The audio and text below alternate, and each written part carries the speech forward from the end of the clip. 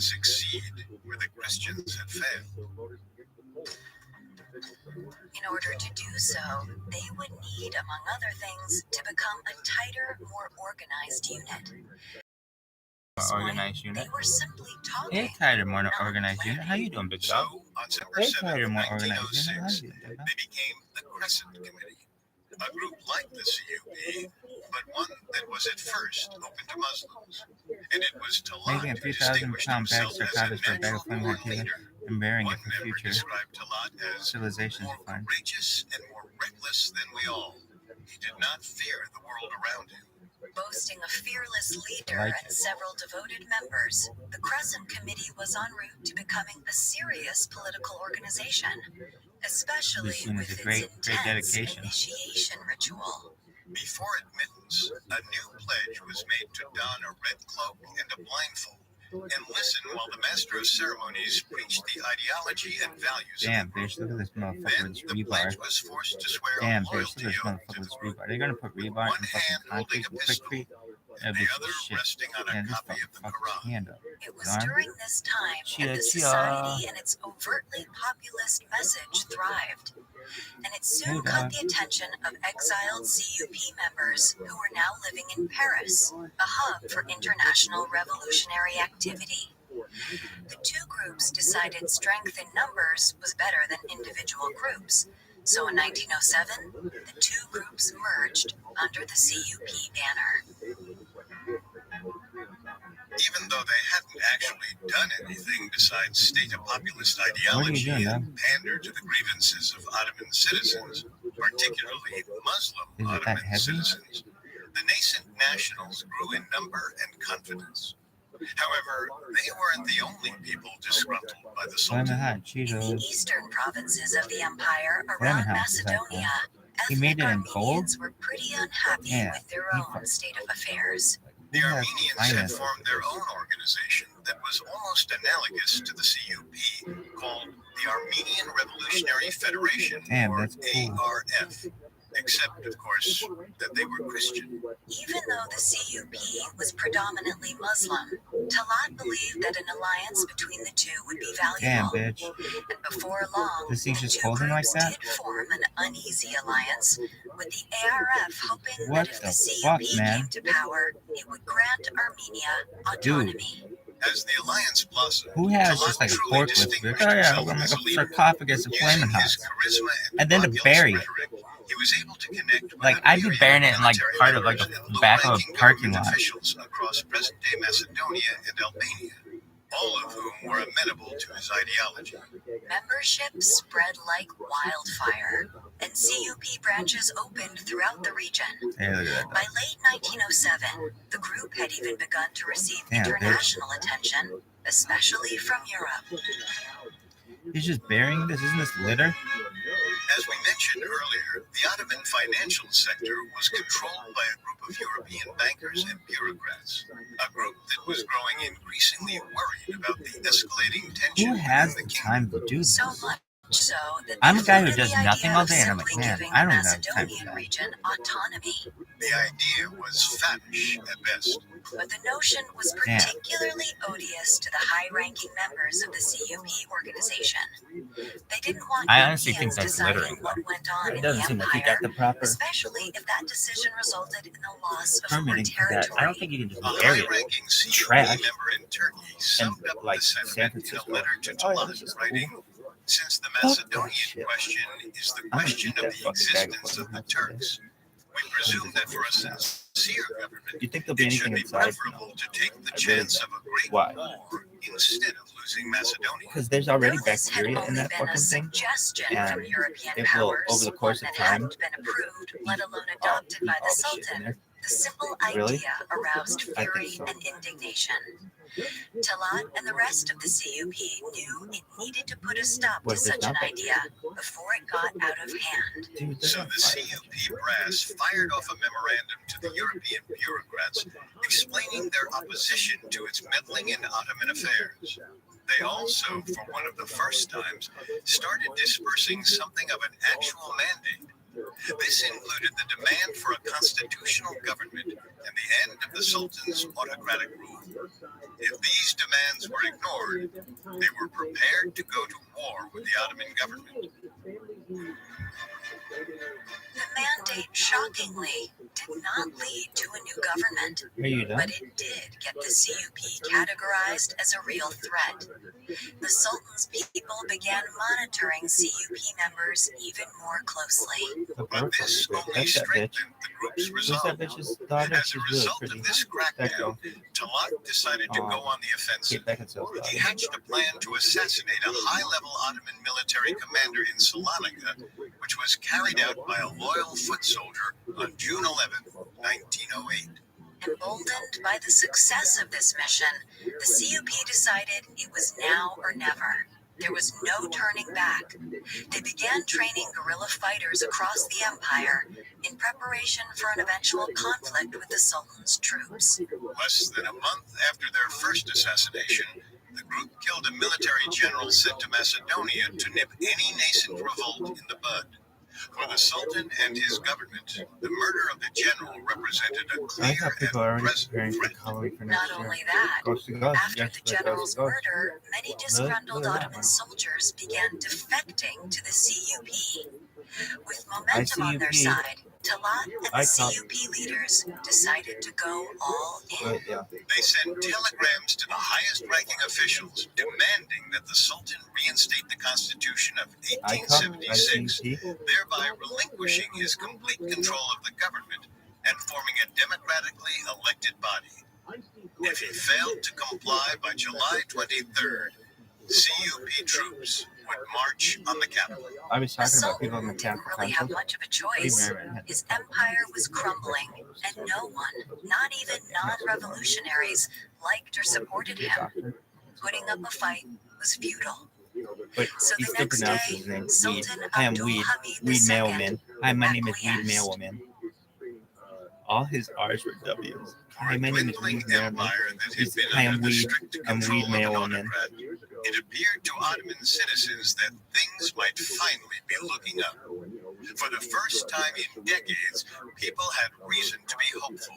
So One from citizen your class, describing the who event graduated? years later All the kids wrote, in Greeks, kindergarten, first grade, they all Bulgarians, raised their hand. Turks, Who actually Jews, graduated? Armenians, and Nick Albanians Strom, had I did. literally fallen in each other's arms Weed, and with tears Nick of joy Frazier, had embraced and called each other Megan brother. But the joy they all shared would be short-lived. Within the next few years, Talat and the CUP would assume increasing authority. They would adopt a hardline xenophobic nationalism that would herald even stricter and oppression. it shocked me And when problems because mounted, how CUP leaders, badly among all other of us government voted. officials and It was leaders, just like would scapegoat one marginalized group it's always talking. over and over again, the Armenians. When did that start changing? Talat and the CUP Well, never leaders changed mine, plot but their kids started ascendancy within with the cost new Ottoman government when they learned how and expensive use it the was. onset of World War I to their That's direct advantage. Now back to the story. The revolution of 1908 may have seemed like a piece of cake for the CUP rebels, but it was a long time coming. Oh, what The the fuck is Sultan's government was You weak, have to hit the button. ineffectual, Click and the button. probably could have been toppled with a feather. But now that Talat and the CUP were a force to be reckoned Remember with, when this was? they needed to figure out what to do with their new influence. They needed a defined ideology, and quick. Talat and the other leaders of the movement could never seem to formulate anything concrete. Instead, they simply amplified the rhetoric that had been echoing amongst them before the revolution of 1908, and then some.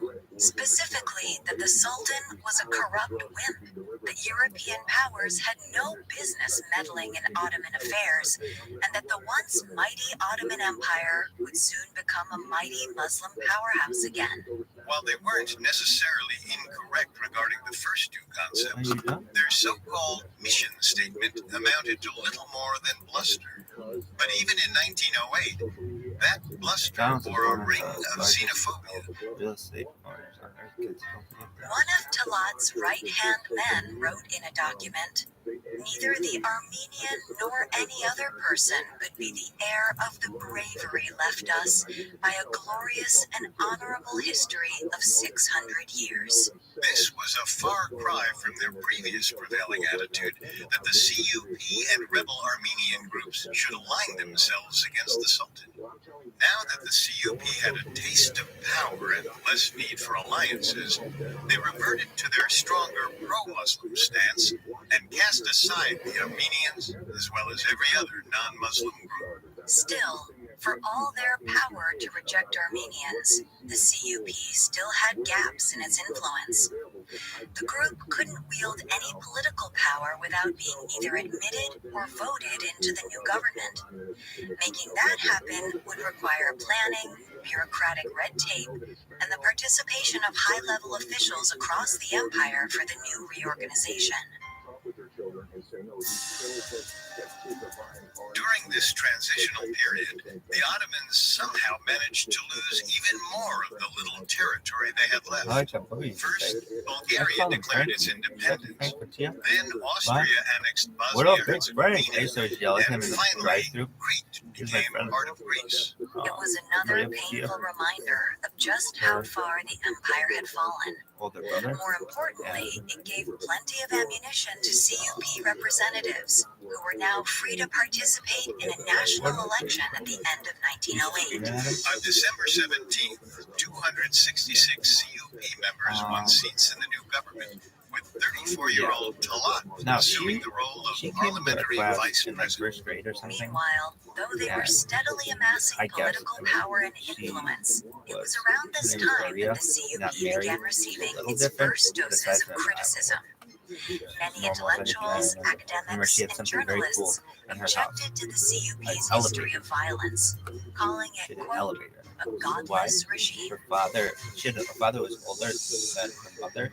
Naturally, this did not sit well with Talat or his followers. In fact, in April 1909, a journalist who had written about the CUP agenda was murdered. His funeral drew a crowd of over 40,000 angry mourners, which showed that there were plenty of citizens within the empire who did not support the CUP. But it wasn't just Ottoman intellectuals who objected to the CUP agenda. Devout Muslims did as well. On April 12th, a group of army rebels and Muslim students who wanted to reinstate the Sultan and the Sharia rioted in the streets of Istanbul. They killed several bystanders and attempted to murder Talat and the other CUP leaders. The riot sent a clear message. The empire was still in complete disarray. New policies had yet to be passed, and the new government was already seen as weak and ineffectual.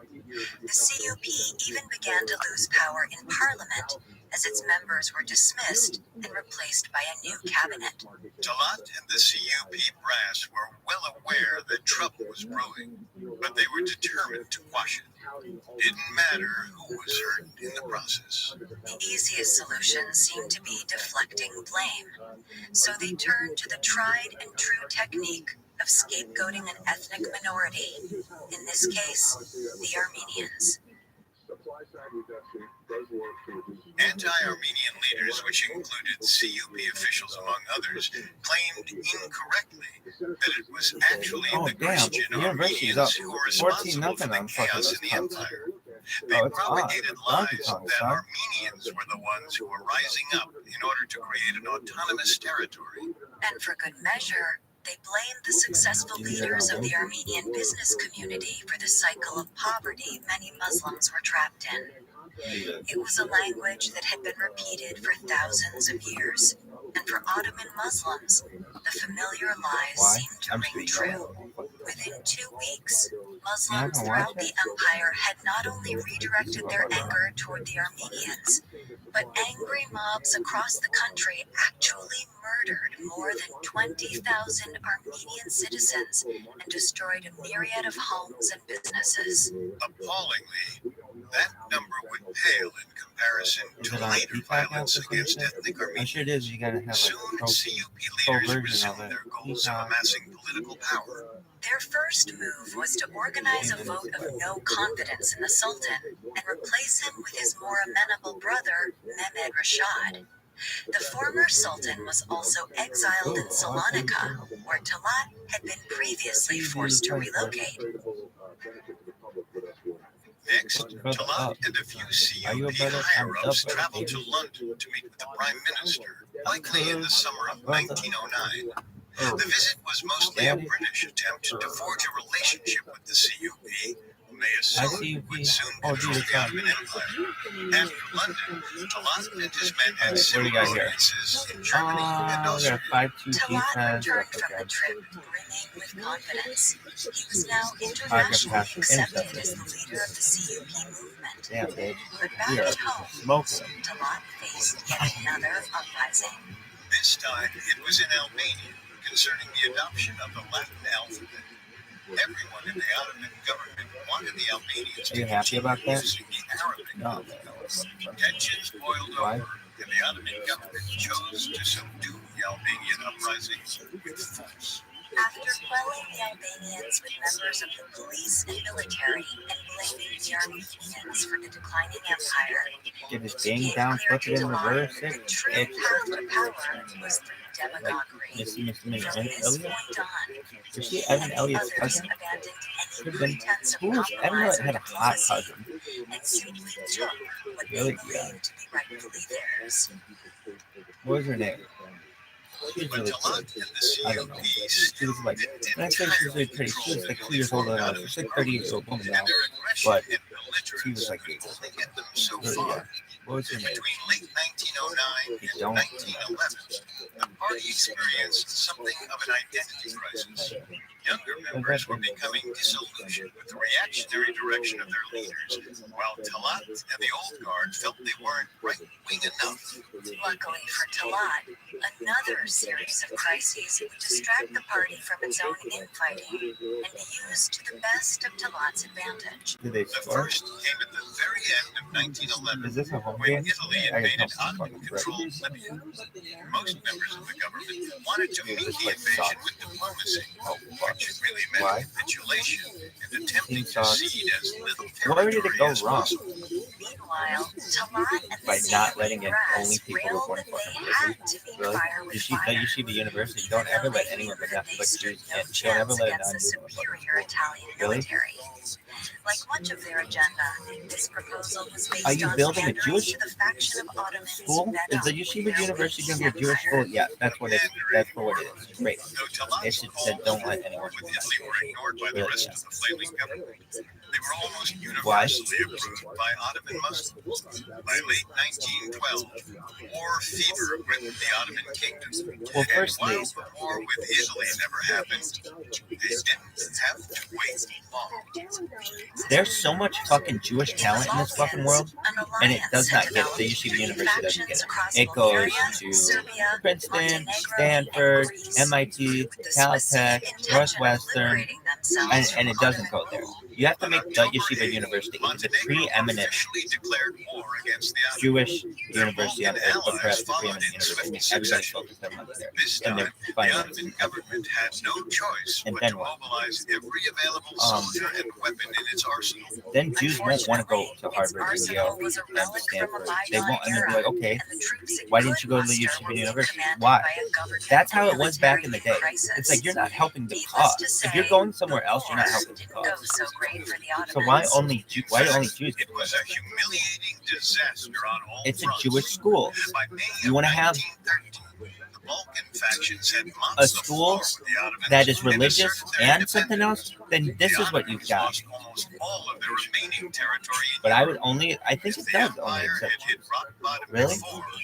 By now, that's There's something to it. Maybe that's not true, but no, it is true. It is true. I've seen statistics. Toro and Yeshiva are 100%. And I would say don't change that. Really? No non-Jews want to go to Toro University. No non-Jews want to go to the university. No one. Wasn't enough for Talat. So Not keep anymore. it that way. So he And you can be like, look, organized a march to many people seize didn't want to power go here, once and for but all. we have enough Jewish talent Trailed by that a crowd we of need to angry CUP supporters, Talat harvest marched it. to Parliament And we don't need to essentially just waste those proclaimed spots that he was taking with over. non-Jews. Sensing that there wasn't much they could So do to what does that stop mean? him, the few who You would remained never in have this bullshit that they have there, where it's 80% the religion and 20% not just the like religion. that. I wouldn't have a lot of my friends, most of my friends there were not of the religion. What remained of the once mighty Ottoman Nevertheless, Empire.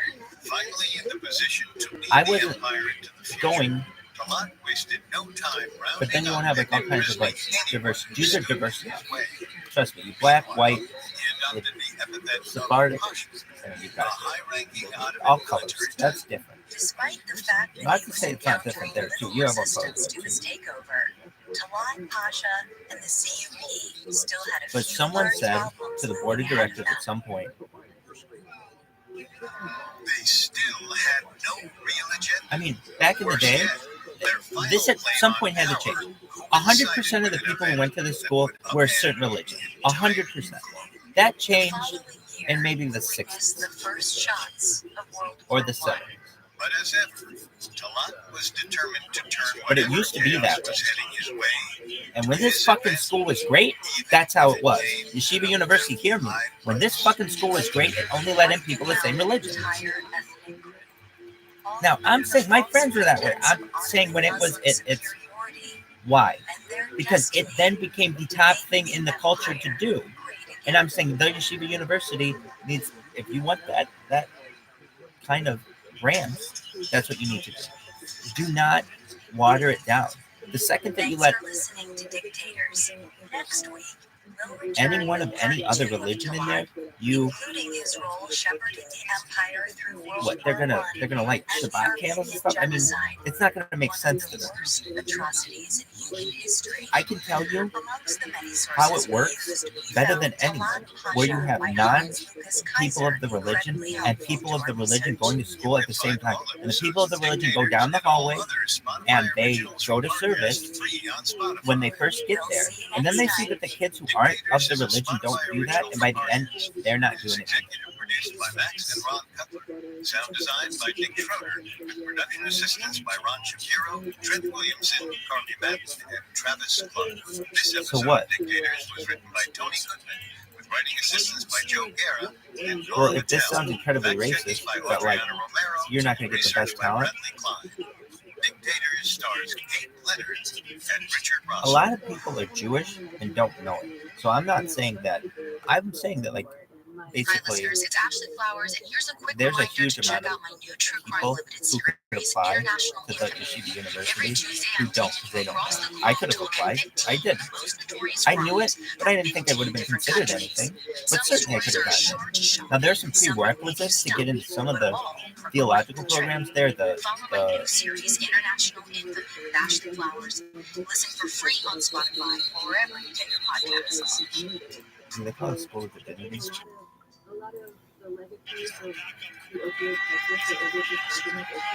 Growing up in Poland in the early 1900s, Raphael Lemkin would witness numerous massacres and systematic expulsions of Russian Jews, a practice known as a pogrom.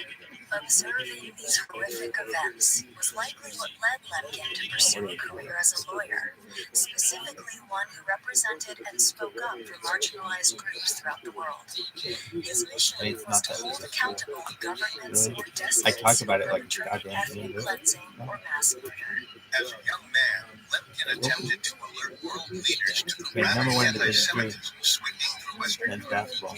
Unfortunately, That's it huge. was mostly ignored. And when people finally did start taking notice, it was too late. By that time, the Nazis had murdered 6 million Jews, hundreds of thousands of Roma, and untold Okay, so numbers you of would just other refer to it as yeshiva so-called college. undesirables. It was Lemkin who, in his 1944 book, coined the term this atrocity is known by today, genocide. He wrote, "By genocide, we mean the destruction of a nation or of an ethnic group. To denote an old practice in its modern development, it is made from the ancient Greek word genos, race, tribe, and the Latin side, killing. While Lemkin coined the term genocide in an analysis of the Nazi regime, his understanding of genocide came much earlier, when as a teenager he learned about another atrocity, the genocide perpetrated by Talat Pasha against Ottoman Armenians.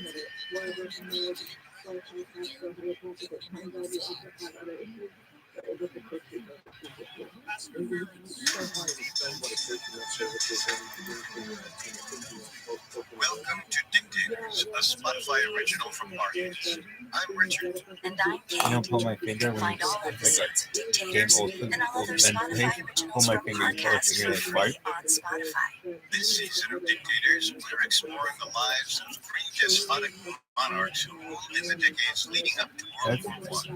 King Leopold II of Belgium, Franz Joseph I of Austria-Hungary, and the three pashas of the Ottoman Empire. Last week, we explored the rise of Mehmet Talat Pasha. We explored how his difficult childhood and his disdain for the ineffectual Ottoman Sultan led him to form a political movement designed to return the Ottoman Empire to its former glory.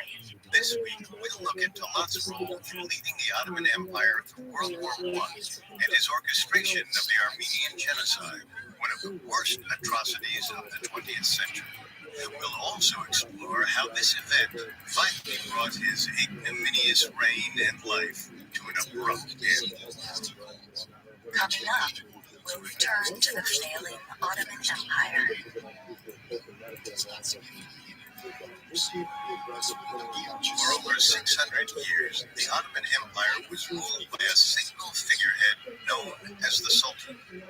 But after a centuries-long decay and a final 1913 push, the once vast Ottoman Empire was being led by a group of young populists, the Committee of Union and Progress, or CUP. The most powerful and influential of the young populists was a radical named Talat Pasha.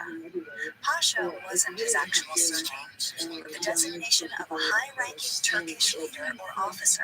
After leading the 1913 push, Talat became the Minister of the Interior. This role put his rank second to one person, the Grand Vizier. In reality, however, the Grand Vizier was little more than a figurehead.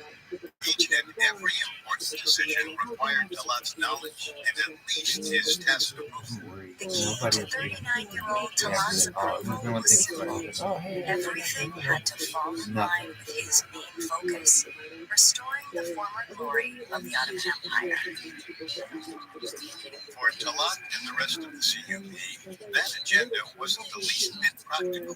Their military was archaic and disorganized. There was little confidence in the government among the Ottoman populace, and many minority groups were seizing upon the chaos within the halls of government and planning their own independence movements. In fact, during the political turmoil plaguing the empire, ethnic Armenians and other Christians actively sought out help from several European governments.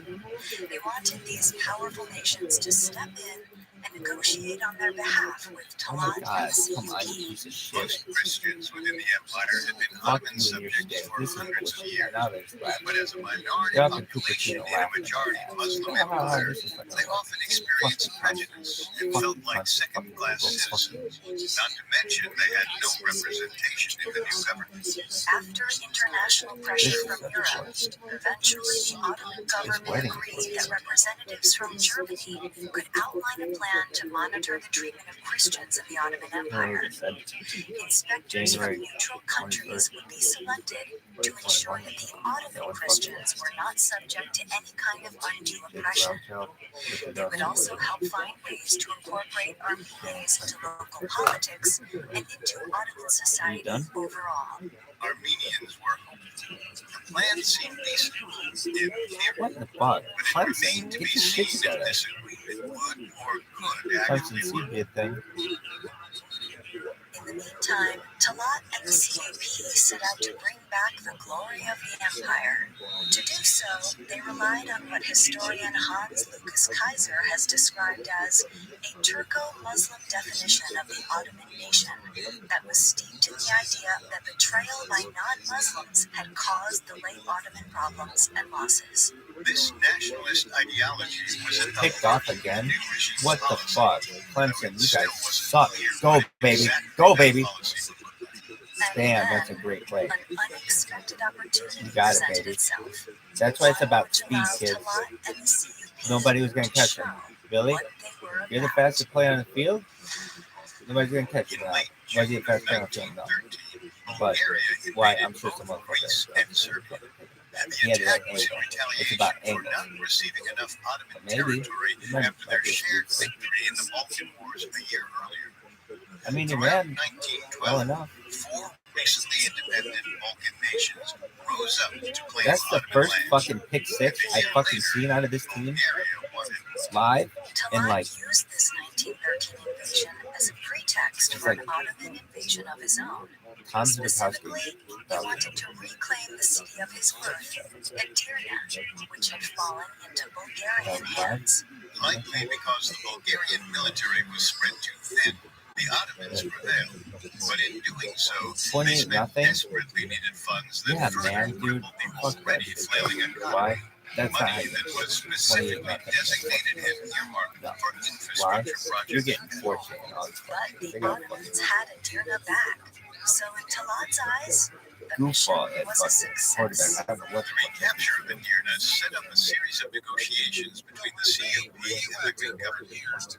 But Talat was intent on going to war to recover previously lost Greek islands. During this time, CUP leg breakers began terrorizing Greek Orthodox What would your Christians, father say also right now? known as Rome, living in the Ottoman 28 Empire. nothing is great. They Marshall. ultimately forced Marshall. nearly Remember 100,000 Marshall? Yeah, Marshall. flee to Greece. Internationally, this aggression against the Rome seemed to go largely unnoticed and certainly unpunished. But it set the stage fucking for done now? future Ottoman-led pogroms throughout the empire. These pogroms would go largely unnoticed since they just so happened to occur during the largest and deadliest conflict the world had ever seen, World War I. After the assassination of Austrian Archduke Franz Ferdinand in Sarajevo on June 28, 1914, Eastern Europe's conflict with the Ottomans took a backseat to the conflict threatening to envelop the entire continent. Who's that one First, bitch? the fear of war decimated the Some bitch European plays economy, fucking devil. and Watch countries out, began devil. scrambling to forge alliances against the Central Powers, which included Germany and Austria-Hungary. But for Talat and the Ottomans, the outbreak of World War I wasn't that big a deal. Their country had already been at war with its neighbors for several years. Oh yeah, O'Reilly Its is Fox. He economy hasn't was been there already fucking in the gutter. a decade. They keep checking that Perhaps out. a war presented an opportunity. They're just looking out for you. Decided that Fuck a you. global conflagration was the perfect background for making new friends, and decided to ally the Ottoman Empire with a more powerful European country. But it wasn't just Talat making the large-scale military decisions. There were two other pashas involved, Ismail and Var Pasha Dude, how many fucking bicycles do I have to click? Why should I just like have the wrong theory that like Google is just expecting you to do like full tiles and they never told you? It's like, oh yeah, we would never count that. We'd never count that. Oh, you think you count all that shit? Oh yeah, yeah. Like, oh, why would you do that? Because it's there. It's like, oh yeah, but it's not the full thing. Oh, we should have told you it has to be the full. Together, this military-minded Oh, traffic lights. triumvirate Like, why would you became do? known as the three Why would you do that? I'm pashas. like, well, it's got the And top. while It's like a technically rope all thing. three were Oh in yeah, power, you're it fucked. was really Talat Taxis. who This is a masterminded bus. There's just even about a taxi. everything they They're did. like, yeah, man. In their But infinite didn't you know some wisdom, double the decker Pashas buses chose double Germany as to taxis in the United Kingdom? That's why we do all those agreeing extra to 220. oversee the Really? monitoring And of it's Christian crosswalks. activities Oh, in look the at this, man. empire. I can just Relations be between the two stick on governments were fucking actually cast. fairly friendly. Hey guys, here's So a the picture of Pashas Tulsa. figured that Hey, fighting here's a alongside bus. the And it's Germans just, was a natural hey step. guys. Oh, that was one. Of course, the Ottoman military was hardly a powerhouse capable of helping the Central Powers take over Europe. Ottoman forces ultimately numbered only around 3 million, while Germany had around 13 million. However, the alliance with the Ottomans did Are you offer done the though? Germans several strategic and geographic advantages. One thing, they could now move German warships into Turkish waters, enabling naval attacks on two of their enemies, Russia and Greece. For the Ottomans, meanwhile, the German alliance eventually put an end to Germany overseeing the Ottoman Christians. Now, Talat and the CUP were free to oppress and persecute whomever they wished. But first, the war represented a real, tangible opportunity for Talat and the power-hungry CUP to expand their empire. All eyes were on Germany.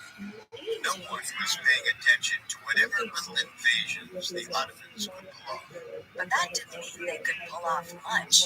With very little actual military experience, Talat and the other two pashas bit off more than So what would you say to kids who are like, dude, I want to go to the Yeshiva University? Convert. It's as simple as that. You could still go there. You just convert. I'm not saying it's impossible to go there. If I could say everyone on earth could go there, everyone could go there. But no one who goes there should be anything but Jewish if it's going to be a Jewish school. The Battle of Gallipoli. Beginning in January 1915 and masterminded by Winston Churchill, the Entente powers sought to sail their warships into the Strait of Gallipoli. Their ultimate goal was to invade the Ottoman capital of Istanbul. But then you could go there. Warships, what if you can't convert in time? Then you have to wait 2 years or whatever it took for your conversion to complete, and then you go there. If you want to go badly enough, it's not that big a deal. The Battle of Gallipoli would become perhaps the most famous modern Ottoman But military triumph. the Yeshiva University should never have anything, same with Torah University, but 100% of the people who go there are one religion. If the second it doesn't go that way, people won't be lighting Shabbat candles. The kids, it won't. Why? By the end of the time, everybody will be like the kids who don't do that shit. It's easy. His citizens' respect and admiration, and one who could now act with virtual impunity. The Ottomans seemed unable to achieve another military victory. That's like part of Gallipoli. the. If my kids are going to the Yeshiva University, which God willing they'd be able to, Two other pashas knew that it could bring down morale throughout the empire. I'd say right now, I want to be able to go there now. Someone to blame for their Tuition free for the rest of As the time, we've seen anywhere so I fucking often on dictators, And every I think we despot could get the needs a I could give them scapegoat. money that Whether it's the no one intellectuals ever or the uneducated, anyone who the ever had any communists, the bourgeoisie, and so they the could Christians, real or actual the life. Jews. For Talat, the perfect But anyway. scapegoat was the Armenians. It's unclear whether Talat actually the Armenians What is were the this only thing bullshit? preventing him from making the Ottoman Empire great again.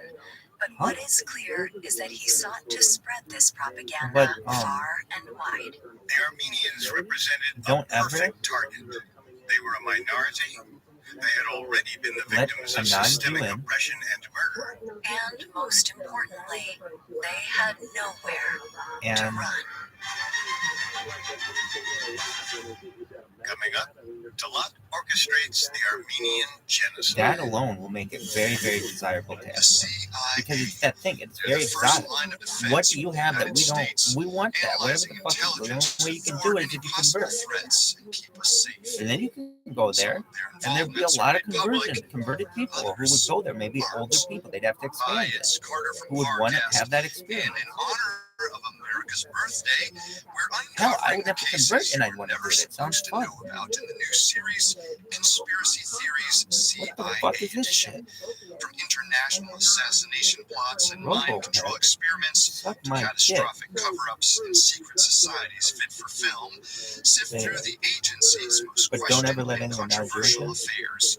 Each week, Conspiracy Theories CIA Edition exposes the covert operations intended to protect us from conflicts. What about a End graduate up program? creating conspiracies. Where does the truth lie? Where do the lies end? And how much do we really want to know? Follow the new Spotify original from Parcast, Conspiracy Theories CIA Edition. Listen every Thursday, free and only on Spotify. I would keep it the same. I think it really makes it quite valuable. It makes the review quite valuable if it's that unique. Why? Because then it's like you have to. What I'm trying to do is say it's the best school in Judaism. No one knows that there's a best school in Judaism. Throughout 1915, Talat and his the university is the best school in whatever the fuck that was. This is the best school in Judaism. God damn you. You goddamn motherfucker. Unfortunately, the Ottomans were bitterly defeated in every outing. These offensive failures were responsible for the deaths of thousands of outmatched Ottoman troops. Not only that, many died from diseases, and most of those spared from combat or disease simply deserted. Rather than analyzing these losses or taking responsibility for them in any way, Talat sought to scapegoat someone else, the Armenians. The non-Jews He are here. began suggesting that the I don't think it's Armenians that had fought bad. alongside the Russians on the Eastern Front The opportunity against to become their Jewish for so-called today. Ottoman brethren. And that's never As happened. CUP leaders bought into the lies, Nobody's been able to Talat teach it used well. this It's up there. opportunity as his pretext for Easy. ridding the Yeah, empire of with this the internet. once and for It's all. always been closed He doors. spread an ominous message. In The different only way languages. to bring back Ottoman glory was Meaning, to get rid of each and every I'm an Armenian educated citizen person. I'm a who very was educated person. responsible And for the recent military defeats and the decay I- of the empire. and I've been in this for more than half a decade, very seriously. And The decision to I exterminate had go Armenians to didn't a materialize out of Gemara thin class air. in The ground had been laid by several Armenian the San and Fernando Christian Valley pogroms over the course of the previous 50 and years, sit at and a it mostly desk rested on with the widespread other rabbis resentment and of the often studiers wealthy, successful of Armenian minority. Talmud, With Germany no longer and I'll be there for an hour. all Talat had to do now was We will daven. Although the official I'll be there for decision another to hour, exterminate the and I Armenian won't know a single thing. population in the empire I won't know wasn't what officially anyone made said. until This the is in early America. spring of 1915. Attacks had already begun almost a year prior. While near the Russian border, Ottoman troops would capture and slaughter Really? Armenian It's all in civilians for no My apparent Yiddish is reason. like They claimed that so the Armenians had fought slight. at the It's just side what of my the grandma gave Russians, me. but the And it's what I call accusation television was Yiddish. What easily you learn from television. disprovable, since But thousands of my mom had Armenians were fighting very in the little Ottoman Yiddish. She military. didn't use it. Regardless, these attacks and subsequent propaganda led My to grandma additional massacres only of used it when I innocent was in trouble. Armenians throughout the empire. But that was, I That got is, cooked up until and the took it. decision was And finally made to actually round up Armenian nationals and place them in prison camps. I knew those words though. Really, those are the two big words I remember. 41-year-old That she did. Talat That's began fine. his anti-Armenian She wouldn't cabal take this of a lot. 12 years. But First, I'd he be like, targeted Armenian leaders I'd be from like, the I'd political, fall on my religious, back. and intellectual And spheres. she'd laugh at me. And I'd say, Grandma, why are you laughing at me? And she'd say, you fell on your dupa. And I'm like, what the hell is that? That's like baby talk. And I'm like, what is that? It's like you fell on your tucker. I'm like, huh? It's like you fell on your rear end. Meanwhile, the government spread propaganda claiming that the Armenians were plotting anti-Islamic Really, yeah, when I'd uprisings be like and sought to in a murder diaper or Muslims something, throughout the and empire. I'd fall on my And to butt. cover You their were in a tracks diaper, and you remember? continue their No, but I pogroms, can imagine. I Talat was and like, the CUP passed a provisional law sanctioning the pogroms by I'm telling you, declaring I was in the my underwear a Armenians lot. a threat Well, to not like a national crazy security. amount, but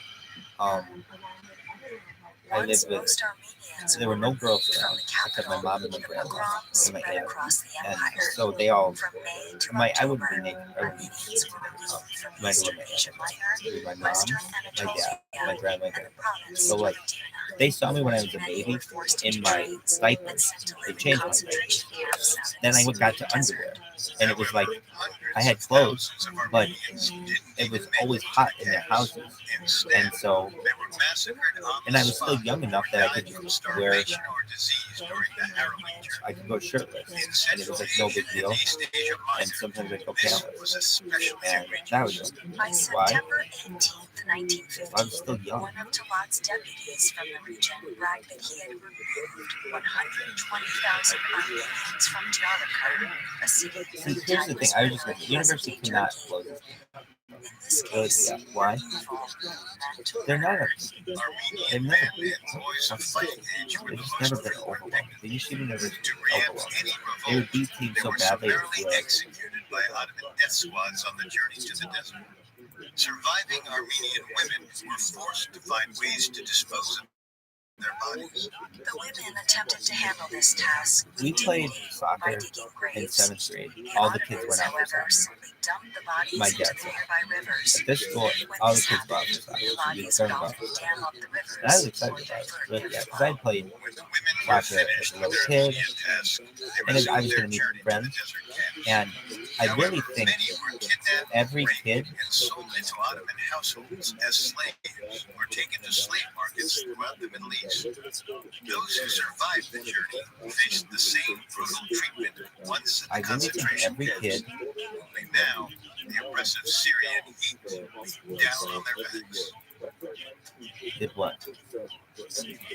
By early 1917, the large-scale massacres ceased, but the damage was already done. Damage unlike anything else In my class, perpetrated in the went modern out for era. it. The There genocide were like seems 30 to have boys. been There were accepted, 2 teams if of not 30. celebrated by Or no, nationalists our within the team of empire. 30. So that But means there there were were a some lot of on kids the outside for who one team. spoke out 30 against kids it. a team of One kids. notable figure was a Swiss Protestant missionary In named 7th Idris grade. Rohner. But the school did this thing, Arrived in Aleppo where then there was an 8th grade. 1950 and And if you were established good a enough, sort of you made it. underground You could make it on the railroad, which 8th grade team. used to And we were transport money to displaced Armenians. in an area that was very This good for allowed them to soccer, purchase and food and water from nomadic merchants in the desert. She like also 3 helped deliver letters and of the other kids forms of correspondence from our to team relatives and embassies she hoped moved would up. be sympathetic to their plight. Unfortunately, most of Moved up those to the other pleas fell on deaf ears. because they Rohner were also ran an orphanage in Aleppo very that good at housed nearly They were 1,000 also homeless children, most of whom were Armenian. Almost none would have survived very without her talented help. growing up Others in spoke soccer. out against They the didn't play no horror, challenge. including a high-ranking When the other COP kids, member we were named just, Ahmed Reza. it was pretty But new to us. Reza's pleas for humanity were quickly And we dismissed were by kind of just Talat, doing it as a who warned social him thing. if he really So, wished to benefit the Armenians, We better keep quiet. were in 7th grade. Unfortunately, So that means our fighters best like players Rohner weren't and on our Reza team. were few and far between. Because by the And start not of only that, 1917, Talat was more we powerful took and everybody on the popular team, than the ever whole school. before. And this is like some of the most unathletic kids Talat you've was ever able to seen. convince the Ottomans that he Where the had ball hits defeated them like their this, true enemy within the empire. Furthermore, he allowed and they go like Muslims from that. the surrounding territories to move into So, Armenian homes and essentially replace them within the empire, an effort to we're just, re-Islamify his domain. And while Muslims and we played civilians may teams, have benefited and from we new never spreads scored. of land, it was high-ranking members of the CUP and the military who I claimed think the most my friend valuable Brian spoils scored for themselves. These included more than 90 million once or square twice. meters of He's fertile very good. farmland, We needed like 40,000 1 or 2 buildings good and players. factories, And I remember 26 this. mining Shout out to his dad. I concessions. think he made In that. fact, the mining and He could have cotton played on both industries, teams. which had And I been think the at domain times of he did. Armenians, were now But completely it was like you could be the really good player on the shit team or In early 1917, one of the Talat worst was kids on the finally good and team. officially And named the so Grand he Vizier, just decided or to be the first supreme player leader on our of team. the Ottoman So we had one Empire. pretty good player, Though he'd been and the de facto leader in the preceding years, he all the was other kids now sucked. firmly and inexorably in control. And while this might sound like a major event, all The it rest of us really were pretty meant shit. was that the And unnamed few who opposed Talat not really. Some of them were better given than up others. and But accepted. like, But even with an iron grip on the I empire, remember like, Talat was still fearful that there were enough some kids played on Armenians both remaining teams, to but I either remember like, our regroup better outside players his purview were or to attempt an uprising. now like Talat rededicated medium himself to good figuring in out how comparison to to rid the good empire teams. of its Why? remaining Armenians. He took away our The best player. process of plotting So like the when final normally stages of we'd have maybe the best disintegration, 7th grade team in the Talat city. was able to seize on yet Probably. another I event probably would say outside that. the empire. 1,500 miles We were north not. of Istanbul, Why? in the streets of Because they took our Petrograd, best Russia, players. the So the 8th grade Bolsheviks team had is very, very successfully good. overthrown the provisional But our 7th government grade team and established a socialist wasn't government. the best 7th grade. Within Okay, months so of taking then power, what? the new So we Bolshevik had this shit government team, signed the Treaty of and we Brest-Litovsk played with the Central Powers, all kinds of ending teams World and lost War every I game. for Russia. I think my friend Brian had like 1 or 2 goals or something, and it was like the biggest thing that ever happened. Ottoman territory, which had Really? been previously seized by the think, Russians, and I could be was wrong. given back. I remember to I the played on a Ottomans. baseball team, didn't For score a whole Talat, run the whole this season. was a The whole major season. symbolic Really? and Not one run. We ideological didn't score victory. one run. It My 5th grade demonstrated year. that his And alliance I was with a pitcher. Germany was I paying would go. dividends, I went and into that his pledge to deeply reclaim into portions of perfect the games, empire was and coming I to think it was fruition. 5 innings All of which with my led friend Talat John to on take the other another side. page straight out of Okay, the we pitched dictator's against each other, playbook. and His we had cult perfect games going personality. against each other. And Despite a very mixed military performance, I Talat remember and my the friends like, "You got a CUP perfect began game going." Really? coordinated Yeah, effort you to gotta tell me portray guys that. Talat as the And savior of the empire. we ended up He losing had wrested it because from the pernicious influence of the Armenians and fended off a British naval invasion well, at they told me Gallipoli. I wasn't allowed to This pitch new anymore. identity, They were like, they Talat made some kind of actually thing. laid out a coherent agenda. This I included remember the reforming coach was the like, Ottoman legal system I and remember fixing begging the him. economy, I'm like, which please, he and and he's his like, acolytes had crippled through you their gotta, own avarice you want to and pitch again, don't you? incompetence. You're young, Well, he was and honored I'm like, throughout nobody Germany has and scored. Austria Like, and bestowed with we're the gonna Order beat, of and they were the Like best Fruit. team, At the time, the this best was the baseball highest team, honor and it conferred was by the like, German and we were government. so shitty. Now, But I you was see, just, even they the couldn't hit off me, international and then community was beginning to take somebody, him seriously. we put another person, they scored, and they won 1-0. But the Is that the end adulation of your and story? respect were extremely short-lived.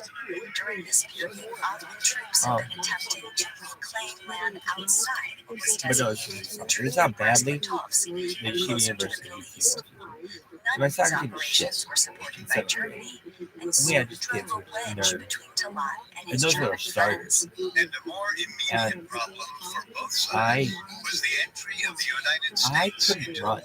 I had these Within a year, inserts in my the tide shoes. of Europe had Weren't shifted really in the probably Allies' favor. proper for And the after shoe, and several it really brutal caused and a lot of decisive ankle pain. victories, And it appeared my that the calves are Central so big Powers because were of all like defeated. my calves are By like the summer part of of the running 1918, as opposed to Talat my was at odds with his German allies and watching in fear as I don't want Allied to say that. troops advanced That's from exactly nearly right. all directions toward the Ottoman Empire. It As it just turned out, caused bigger Talat's muscles reign as Grand Vizier, the supreme I was omnipotent having to leader of the overcome this Ottoman challenge. Empire, Like I've won would like be a brief one. Coming up, so I had to the victors go the spoils. and that To the still can cause losers, a how much color self-imposed will make exile. them like Now back to the story. a millimeter or so. It's very, very little. And was this ever scientifically done? No. So I say that I've had, I think it's true, but I could tell you that back then I had the best podiatrist in the city. He is the nicest man. He casts on my feet and of my mind. I had my father's and very, very good man, and a good doctor. And even he back then, it was just a visual thing. He might measure it with a measuring tape, but you could tell you'd sit in this chair. This fucking picture of Indians, of Native Americans, is a beautiful picture. My grandfather would go to it, and he loved this one of these Native Americans. They were like just in the West with horses. And my grandfather would just want to go to the podiatrist just so he could look at this fucking painting that he had on the wall of these on the wall. So what? It was like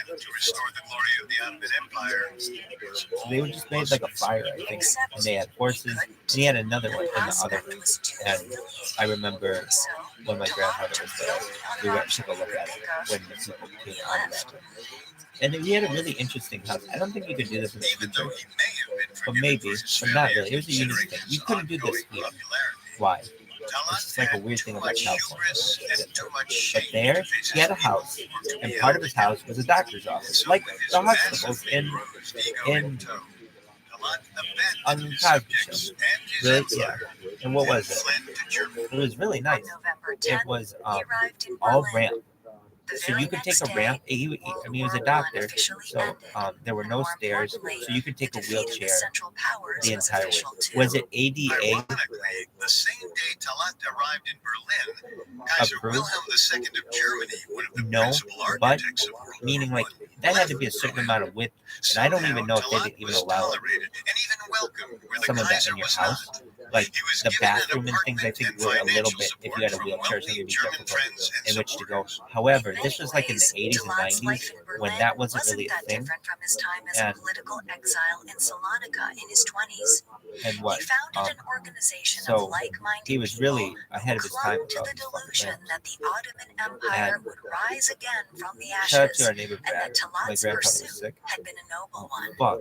In fact, as post-war negotiations began in earnest, another Turkish nationalist movement formed in opposition to ceding land or control to the victorious Allied forces. Talat This is the guy I went seems to to have Harvard. supported Our them next from door neighbor. abroad, I had a next door urging them neighbor, on in right? their endeavors. Like, But one of the first acts that they were unable to stop was the recognition by the Allies of the First Republic East of went to Armenia, Harvard, West went to located in Harvard. the southern Caucasus region. The And I still Allies don't. endeavored to finally let the Armenians live in peace. Tragically, I mean, that my dream next door was neighbor, short-lived. and there was no one behind us. We had a pond behind us. Within a few So basically, years, at one time, one of the I leaders of think the nascent at one Turkish time, nationalist the movement, three Kemal houses Ataturk, that like took touched power of ours, the Ottoman every Empire. single In the owner of process, that house. he founded the Republic Really? of Turkey and Brad became its and- first president. I think Ataturk Brad is and his often wife, I forget her credited name, but as she the worked secular at statesman who would television shepherd the station. country That's into where the City modern worked era. at their, But in and they had many children. ways, he did They little were to from distinguish like himself place. from Talat, Not really. They were from North especially Dakota. when it came to his treatment of South Dakota. Armenians. In One of those, 1918, which is like Kemalist Turks South Dakota instigated a went to partial Harvard. blockade of food and other This essentials is to an interesting Armenia. thing. And then As a what? result, And then there was an this really estimated pretty lady. 200,000 She had this really Armenian civilians daughters who were my died. age. They were girls. 2 years later, in 1920, the Soviets occupied Armenia, which forced the Armenians to She went to live Harvard, under yet and she was a another single woman oppressive government who until owned a house 1991, when they I would just finally say that- gained their independence. My father was on a wavelength. While I the don't want to feel Armenians like managed to we persevere, were the bad same neighbors. cannot be said for My Talat dad, Pasha. he got along Though with he remained Brad something of very, a folk very well, hero for and the all the new other wave people of did Turkish not get along. revolutionaries, Why?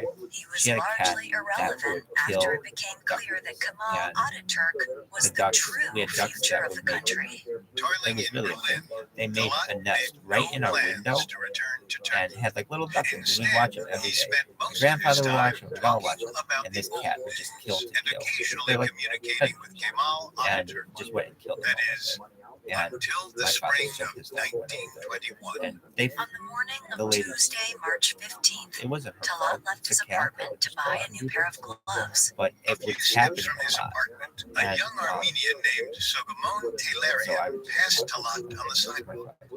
Upon gazing at him, Tailarian immediately recognized the former Grand And then Vizier. the Smiths A across few the moments street, later, if I'm not Tailarian mistaken. doubled back So, and started They to still follow got the Talat. When he was only so good. steps behind Really? the man who had orchestrated the genocide of the Armenian people, There you go. Tailarian grabbed a pistol and shot Talat Really? in the back of the Anybody head. can go to Harvard. You have to be Jewish to go to UC The University. 47-year-old That's what it has on Talat, it. ex-leader of the Ottoman Empire, died instantly.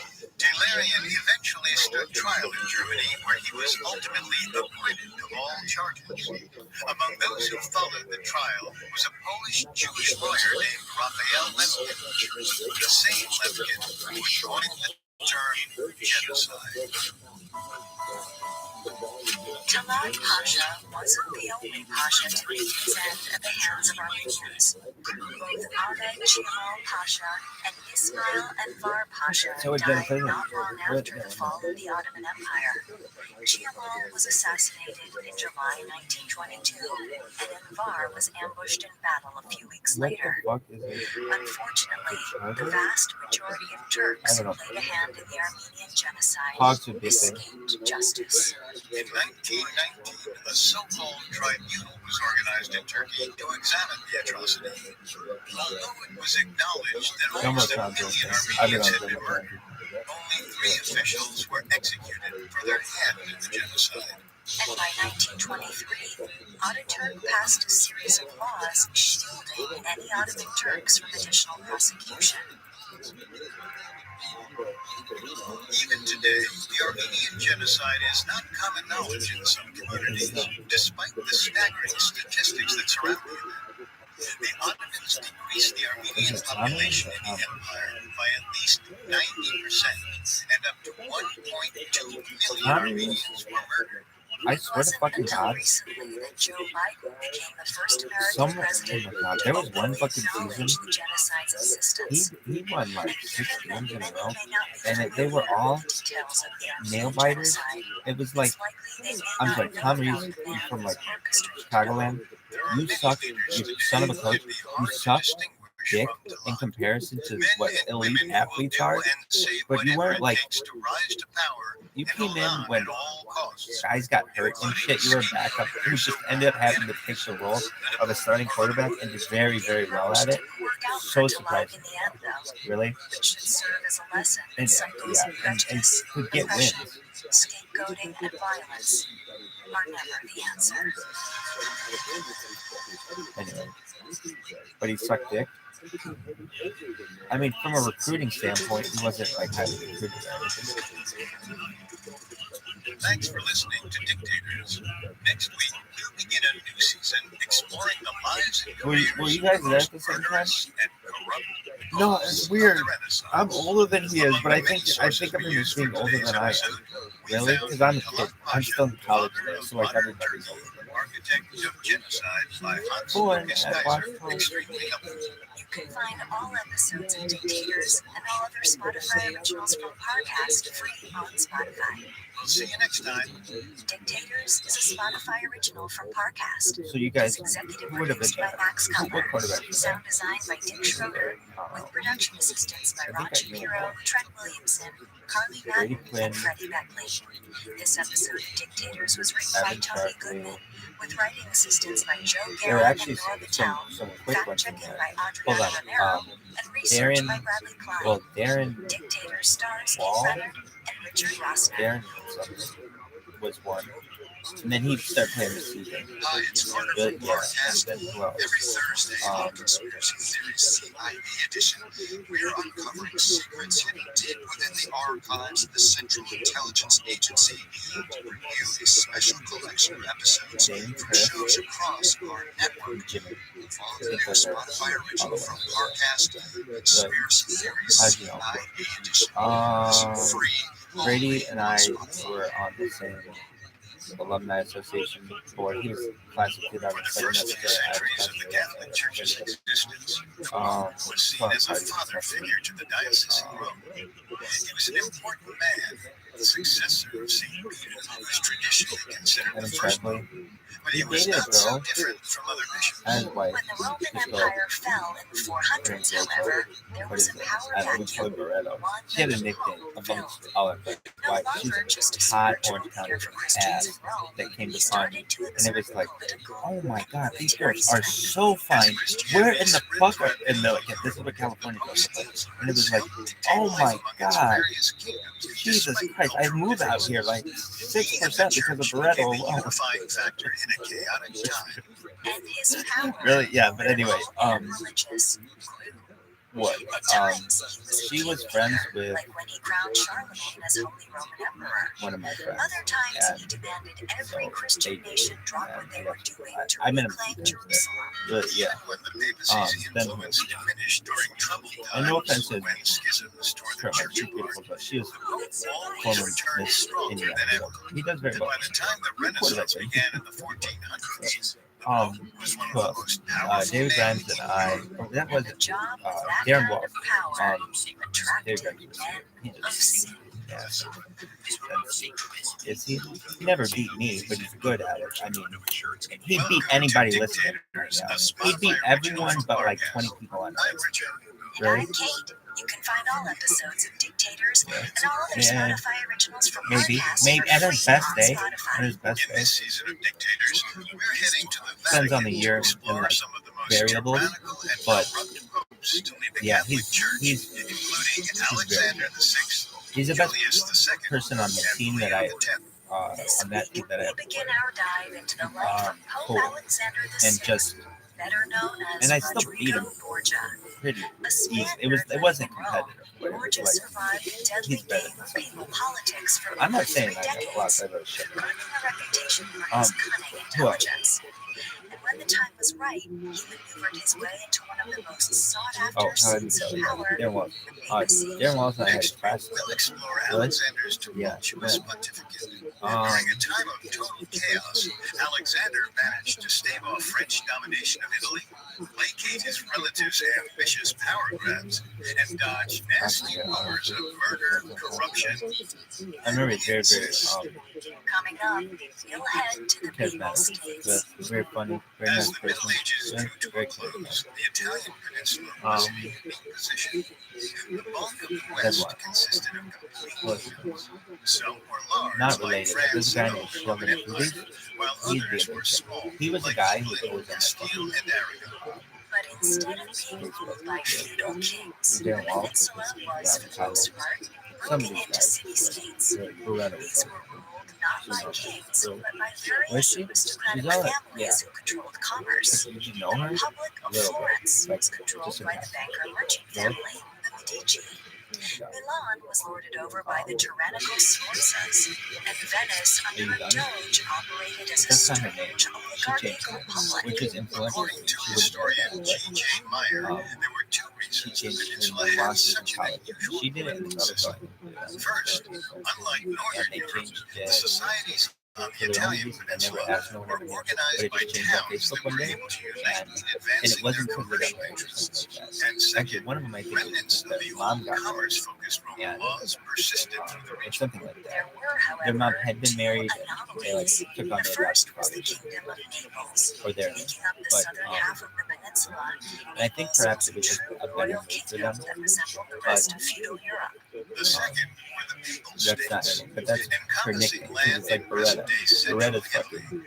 This territory fell My under the father's power of the Beretta. Catholic Church's secular arm, the Holy See in Rome, and its sovereign ruler was none other than the Pope. Do you ever think you Unfortunately would? for the Pope, at the start of the 1300s, the Papal States were not an easy assignment for any ruler. The Church was in crisis. Rome had devolved into a cesspool of crime and depravity. Neither the Church nor the powerful Roman barons, the constantly feuding Orsinian Colonna families, knew too much about it. At the same time, the College of Cardinals, senior members of the clergy, had increasingly come under French influence. He was So my in friend. 1309, fleeing from the anarchy of Rome, Pope Clement V moved the papal headquarters to Avignon, France. Calls for the Church to return to Rome And and then how save much the city from itself That was were interesting. I constant was during this at period. once. I In was on a date with my 1377, friend. Pope Gregory Anna. XI We would just go on decided to fences, do just but that. But right after he moved back, what was that? he died. Meaning, technically, like people would say she's my ex-girlfriend, but we were friends, and so we would just go. Archbishop was chosen to fill the role, But we, which she was. angered the French cardinals. She'd be like, So they declared the Italian Pope invalid. it was different than any ex-boyfriend. I can't really consider it was a friendship. It's really what it For was. the next 40 But, years, there were two popes claiming to be But like legitimate. looking This at it, fracture, if you known as were the to Western ask me, Schism, ended in people could 1470, define it that way when a easily. compromise was Yeah, reached. easily. She's the girl who I Rome dated the officially most in became college. HQ By for the far. church again. Really? I The shouldn't say Pope by far. would restore the city Not to by its far. We former didn't take that glory. long. And there Unfortunately, were a lot of girls. peace was always but elusive for the Church. She In and I 1442, dated Alfonso a V, lot king of of Aragon, conquered Naples. really, yeah. He hoped to install his Are you good? illegitimate son, But this Ferrante, was to my the throne. third year. Problem? Was it? He needed the Pope to Or no, it was my recognize the second. claim's legitimacy in order for Europe's Christians to accept it, which was going to be I tough was, since no, so it was Alfonso my and junior the year of Pope college. were at odds. Thankfully, both sides We avoided were at bloodshed Hacienda and a deal was struck. and Ironically, having lunch the most in the middle of consequential winter, outcome and wasn't it was, that the deal paved the way for um, Ferrante to become it king, was like, but that a Spanish bishop named Alonso we de went Borja, several days. whose last name was But- Italianized to Borgia, negotiated peace. I As a remember, token of what? gratitude, Well, looking back on it, it was really, really interesting. And she's like my ex-girlfriend, but we were really, really good friends. We had talked about going on spring break together, and that was going to happen. We after, I mean, we were just really of any like person. I think when the time came to pick a new pope, none of the favored cardinals were able to pull the necessary votes. Fearing another schism, the cardinals agreed to a compromise. They elected the harmless and inoffensive. There's a certain part of math, I think in her head, she's just at a certain point where she loves math, and she's into like anti-numbers and like I don't know she's into like imaginary numbers and what the fuck was all that shit. And I'm like into like I got a calculator. She's into like this kind of shit, and I want her to teach me why?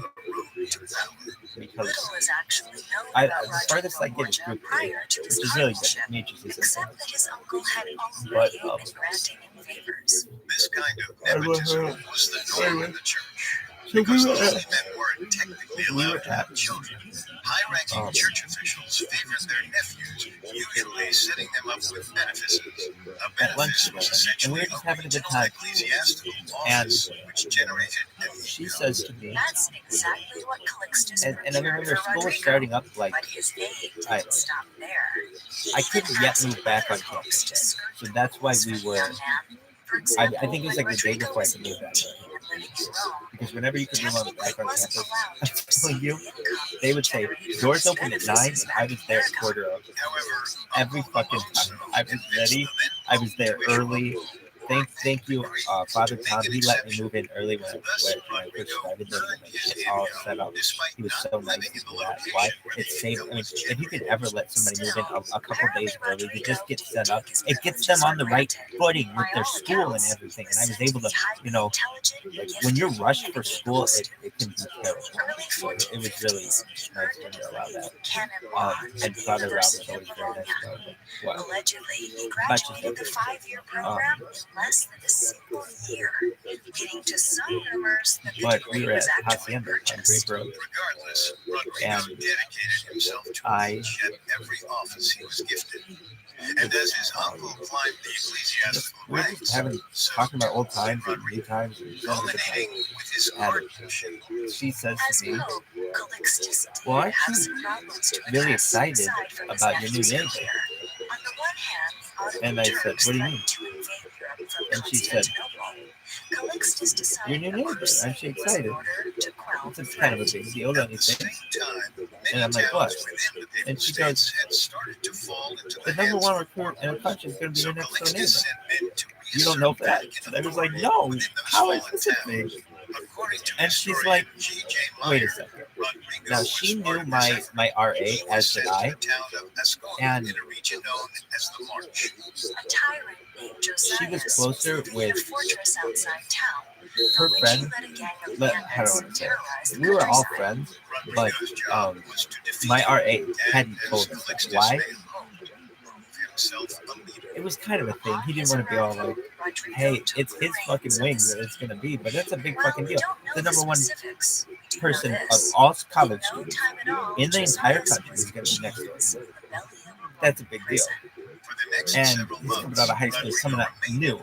So it's like, we get to hate him, so to speak, in the kind of way. Like, but no, I mean, he's going to have his college experience. Okay, very neat. So I'm there and I'm like, are you kidding me?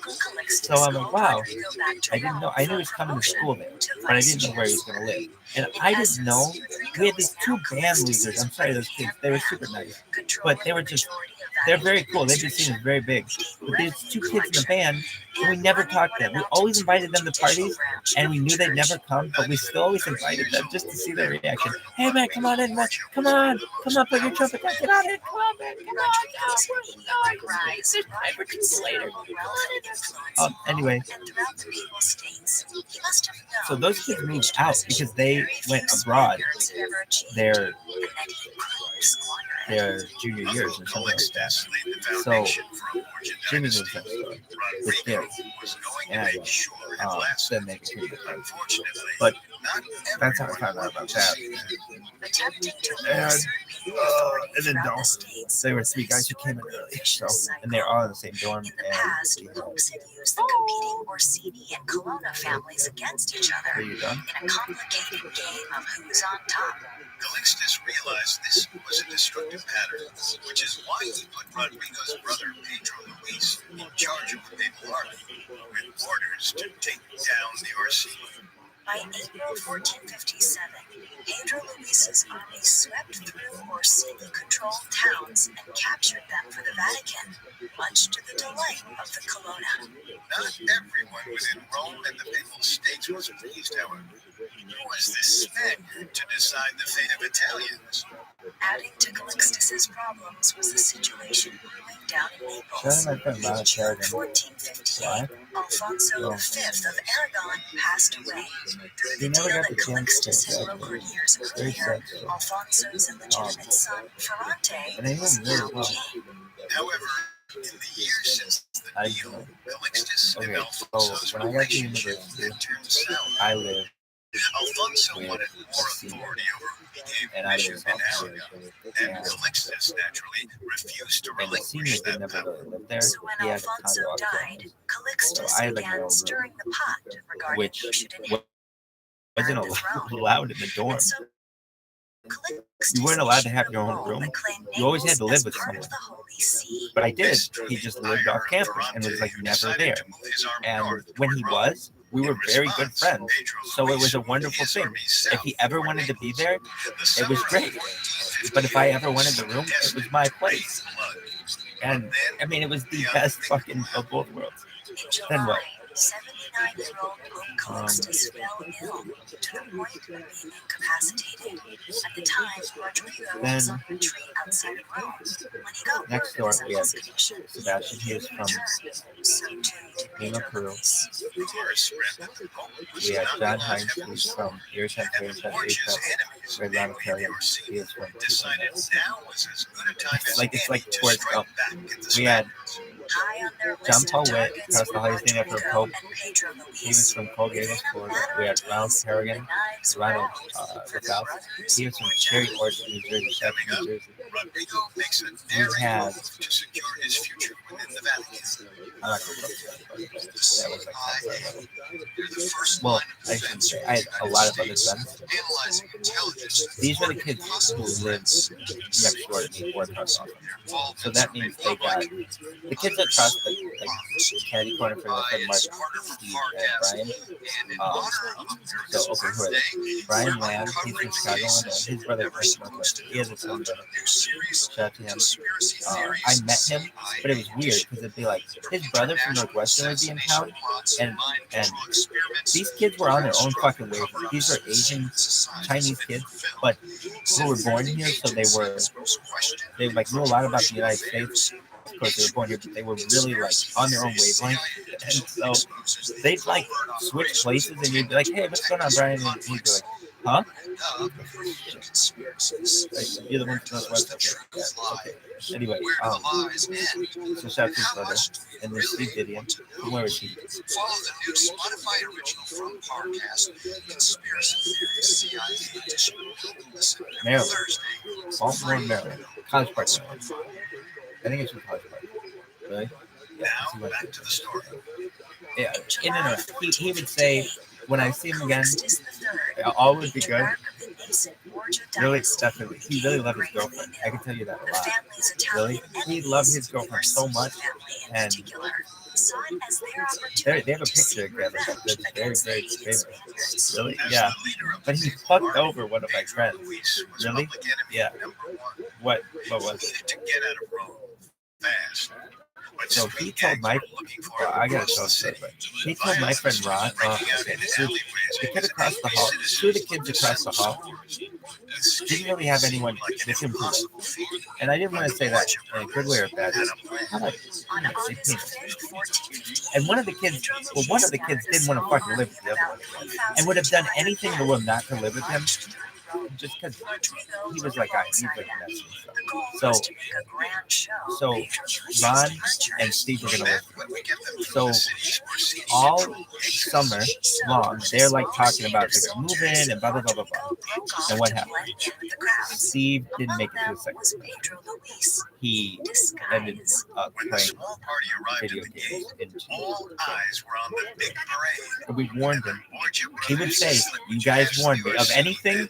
He would say, "Everyone at the university who we knew talked to me about my." He had a video game addiction. It gets to the point of fear. He'll be the head and ass. I will make sure he's the head and ass. But he had a video game addiction to the point where he had a golden opportunity. He was an aerospace engineering. We'd be like, Steve, what's your fucking major? He's like, aerospace engineering. And we'd be like, that's really hard. He's like, yeah. And he's got these fucking lightsabers going on in the background. He's got Darth Maul going on. The funniest thing of all time, this kid played this game 24/7. He played this game as much as I've never seen anybody. He made Yosh. I would be like, now my friend Mark saw Steve and he saw Yosh. And he would say, Yosh, he didn't really have an addiction. He just lived in Halo 24/7. But Steve had an addiction unlike anything you've ever seen. Meaning, I felt badly for this kid. Was dad had gone to university, but he didn't have maybe some of the other opportunities where he had to have a job. I think it's difficult to have it. I worked a full-time job in the summers every year when I was in college, but tons of hours. But even while I was in school, I worked 20 hours a week. My first year. Instead, he just at sat a back and financial watched as Mr. DeVille Why? attempted To pay for it. I paid cash for my to the tuition. necessary two-thirds charge. For to Somerset. What do you mean? I think I got some kind of grant or something, like a Pell Grant or something. Or something that was, but I mean, after my first year of college, I didn't have any debt. That may not be true, but I think it is. Because I really stayed debt-free almost. Well, then I had to take on The first person to Colomini But approach was Rodrigo Orchard. my first year, I Rodrigo had already voted for District Review, because I was believing working. his ascension was inevitable. However, It wasn't after that Piccolomini expensive. complained about It how was invasive manageable, politicking meaning you could do. It was the last time anybody could do that, where I could pay for a whole especially semester considering while that working. thanks to the slow pace of the voting so With like, far, if I worked the summer as well, I mean, I'm working 40 hours a week there, and then during school, it's another 20 hours. But then you said you can't do that. But people used to talk about, oh, I worked my way through law school, I worked my way through college. tensions were high. Can't do that anymore. No man wished to cast the first stone. Eyes darted back and forth. Not at some of these big schools. Rodrigo You can't. Orchard stood Name up someone and who announced that can bring he in was changing his $50,000 a year casting it for and go to school undergrad. It's not common. If they do, I mean, bravo to them, but it's not common. Usually it's people paying your way. And in Steve's case, I mean, I worked while I was there. And, why? I didn't have any money. And I also had to pay back, it was like part of my tuition, to get the tuition reimbursement. I had to work a certain amount of hours there to get back to the university, like indentured services. But nonetheless, under Pius II, Cardinal Orchard's rise. He and Pius quickly became a team, and Rodrigo remained vice chancellor. And why did he work in Subway? He could get a job there that was closed. Like, I'm just going to answer you the way Steve would say. He could get a job there that was closed. He loved Subway. Rodrigo also devoted himself to Pius's agenda. Those are like, that's enough shit. Okay. This is the busiest subway in the world. It's a regular ass subway that would literally get a line of 160 people in it every day, and nobody was ever like, you know, maybe we should install like another fucking, like, why? Because it would get these big rushes. It would get a huge rush, but it was really always fucking good. And it didn't have a lot of stuff in comparison to some other schools. Other schools, they have all kinds of shit, huge food courts and shit. There, the space is very limited. It's like a little place, and so a Subway, and especially if there's a game, holy fuck, that 160 people turned into 660 people. It's a ton of people. It's to the point where it's out the door, and then people are like having to open up spots so people can walk through the bathrooms, and then the bathroom line starts getting out the door, and then two lines are like crossing, but the people are really, really good at queuing, so it's like, no, go ahead, and then you go ahead, and then you, they're pretty good at it. We'll have to teach fucking people, the British are good at it, and fucking, it's called queuing. We just call it standing in line. Israel be like this, every day, be like, doing shit, their own thing. No, you gotta be able to stay in line. Why? Because people want their fucking Subway sandwich, and if you get in their fucking way, they're gonna be pissed off. So everybody has an organized way of doing it. So if you're just like, oh, hey, I'm back here, it's like a take a number system, but they don't have that. Why? I don't think Subway wants to get into the take a number system. It's not their way. It's like just a line. Okay, so Steve worked at this busy ass fucking Subway, and he was good at making sandwiches. He was very good at it. He was a sandwich artist. This guy's gonna be head of that. He was very good at making sandwiches. Okay, my friend was his roommate. And it would be like, who's going to make your sandwich? And my friend would be like, I hate to say it, but I like to go when Steve's going because he makes it better than anyone. I don't know what he does. He's like, I watch him. He does what everybody else does, but when he makes it, it's better. There's just something about it. It's better. He's like, even the chips and everything, it's better. And it wasn't like he's making it for me. No. He's like, no, he did it in a good way. I'll tell you this, they liked each other from the, they tried to make it really, for being three random place kids, a kid from Chicago, a kid from Maryland, a kid from Michigan.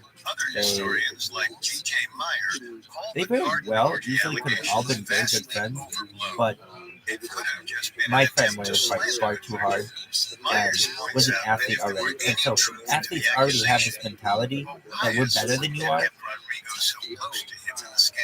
because we're physically better than a lot of people and we've beaten a lot of people at a lot of things. Now we're Division I athletes, so we start living with each other. That's not always how it is. My friend and I live with Division I athletes, and I wasn't one. I did it. Technically, I did it all my years. I did it with Vinny. I did it with Mark, and then technically my senior year, Jimmy Foster and I were on paper. Why? I was the oldest of our friends, and he was the youngest of our friends. And so it was best for us to pair up together in room picks so that our friends could all pair up. We had to do it by age. It just went by seniority. Who had been there basically the longest, essentially, and by their years. And I remember when room picks came out, it was the biggest fucking deal of the year. The biggest fucking deal of the year was room picks. Why? Because it would tell you where you'd live the next year. And it would tell you who your friends would be and where you could party, how far you'd be from the fucking rector and the assistant rector and the rector assistant, which are all different levels. What are different? Rector assistants are like on all the wings. Basically, they're like your older brother, so to speak. Assistant rectors are like usually graduate students, law students, and they live usually towards the center of the building. It doesn't really matter where they live, but they're more, they have to do with like more the administration thing. And then you've got rectors who run the building like a business, so to speak. That's their job. And they can be candidate nuns to don the papal or tiara. lay people. So Though after the when I first was round there of for the most votes, part, all of Rodrigo them were began pieces. lobbying for Really. Cardinal Francesco Lay de people, la the first, Rovere. that has just At started. That was a new 57 thing. years old, De Totally la new. Rovere was And, intelligent, pious, and harmless, the opposite of Paul II. In Rodrigo's how eyes, is it? he was perfect. So in August I mean, you lose a lot of that 1471, religious Rodrigo aspect if that's Borgia for what you're going successfully for. So I got look De at it la from a Yeshiva Rovere University elected. standpoint. The Would new you pope want to dubbed himself have Sixtus rabbis the as Fourth. your rectors? Unfortunately Yeah. for And I'd want to have Rodrigo, Sixtus turned out to look a whole lot different from the innocuous De la Rovere. So As it turned out, like seminary, Sixtus's previous life as a cardinal was all smoke and Yeshiva mirrors. college, perhaps. Within a few months of his election, Those Sixtus things are revealed himself to But be that's- just as corrupt So it'd be as like the graduates, popes the of same the kind of past, idea. and And then some. who Not are only your did he accept bribes, rector live assistants? lavishly, Those would be Yeshiva and college use kids. intimidation And I to could see get what those he kids being wanted, more he also kept the tradition of elevating family to church roles. Why? Except Sixtus couldn't contain himself. I only see that school Even going Paul on II eventually capped themselves in the in 100 nepotism. years. Sixtus It'll be had online. no It'll such be discretion. fucking easy. The information won't be. Rodrigo had It would be like, reservations dude, about why do you want to Sixtus's study sudden change of the Aeneid disposition. all day? It's like likely he kept his mouth shut. you got other After shit to all, do. he was Nobody studies the financially Aeneid benefiting anymore. from It's like, Sixtus's I mean, reign. I Sixtus gave translated it. Rodrigo another The Iliad, the bishopric and Odyssey, abbey the Aeneid. and kept him on as Those are vice great chancellor. works. And Sixtus But nobody did spends all also fucking take day, up the mantle literally, of Calixtus's us crusade Jews against do, the Turks. studying these things. It's Sixtus just, it's wanted not to done. succeed And where it the would, rest had failed. in 20 years, when everybody has access to this at their fingertips and basically knows it all already, you could make everyone will have smooth time. It'll be a time of Mashiach, hopefully, when we rebuild the Beit HaMikdash and everything else, that everyone would have just a level of knowledge. We won't need rabbis anymore. We need software engineers and things like that, and that's hopefully where the world will go. What about rabbis now with kashrut and all of that? That it could also automate some to some extent. I don't want to take their jobs away from them, so that's why we need 20 more years or so of this. But I would say, if you are a child right now, the Muslim Moors still control the southern if region you're of 10 or Granada. younger, you don't In want the to view do of the Spanish that. Christians, If you're they 10 or older, posed you an don't want to be a immediate rabbi. threat. If you are Unlike the Ottoman at Turks Yeshiva across University, the it's a big Mediterranean. time to be a rabbi. Cardinal Rodrigo But Borgia you knew don't, he faced an like, uphill you're like battle, the cutoff. but he also knew that if he Why? played his It would be cards like, right, well, he'd be somebody able already to came out and said, form we're going to learn important everything alliances together which could already, serve and him you'll in all the be future. rabbis. Little did he realize At some point. he was So, about to become friends with the most powerful but these couple people didn't know that, in so the they were world. just doing what they were supposed Coming to, up, and they've done a very good job. Rodrigo Borgia legalizes a powerful marriage and forges his path to the papacy. Now back to the story.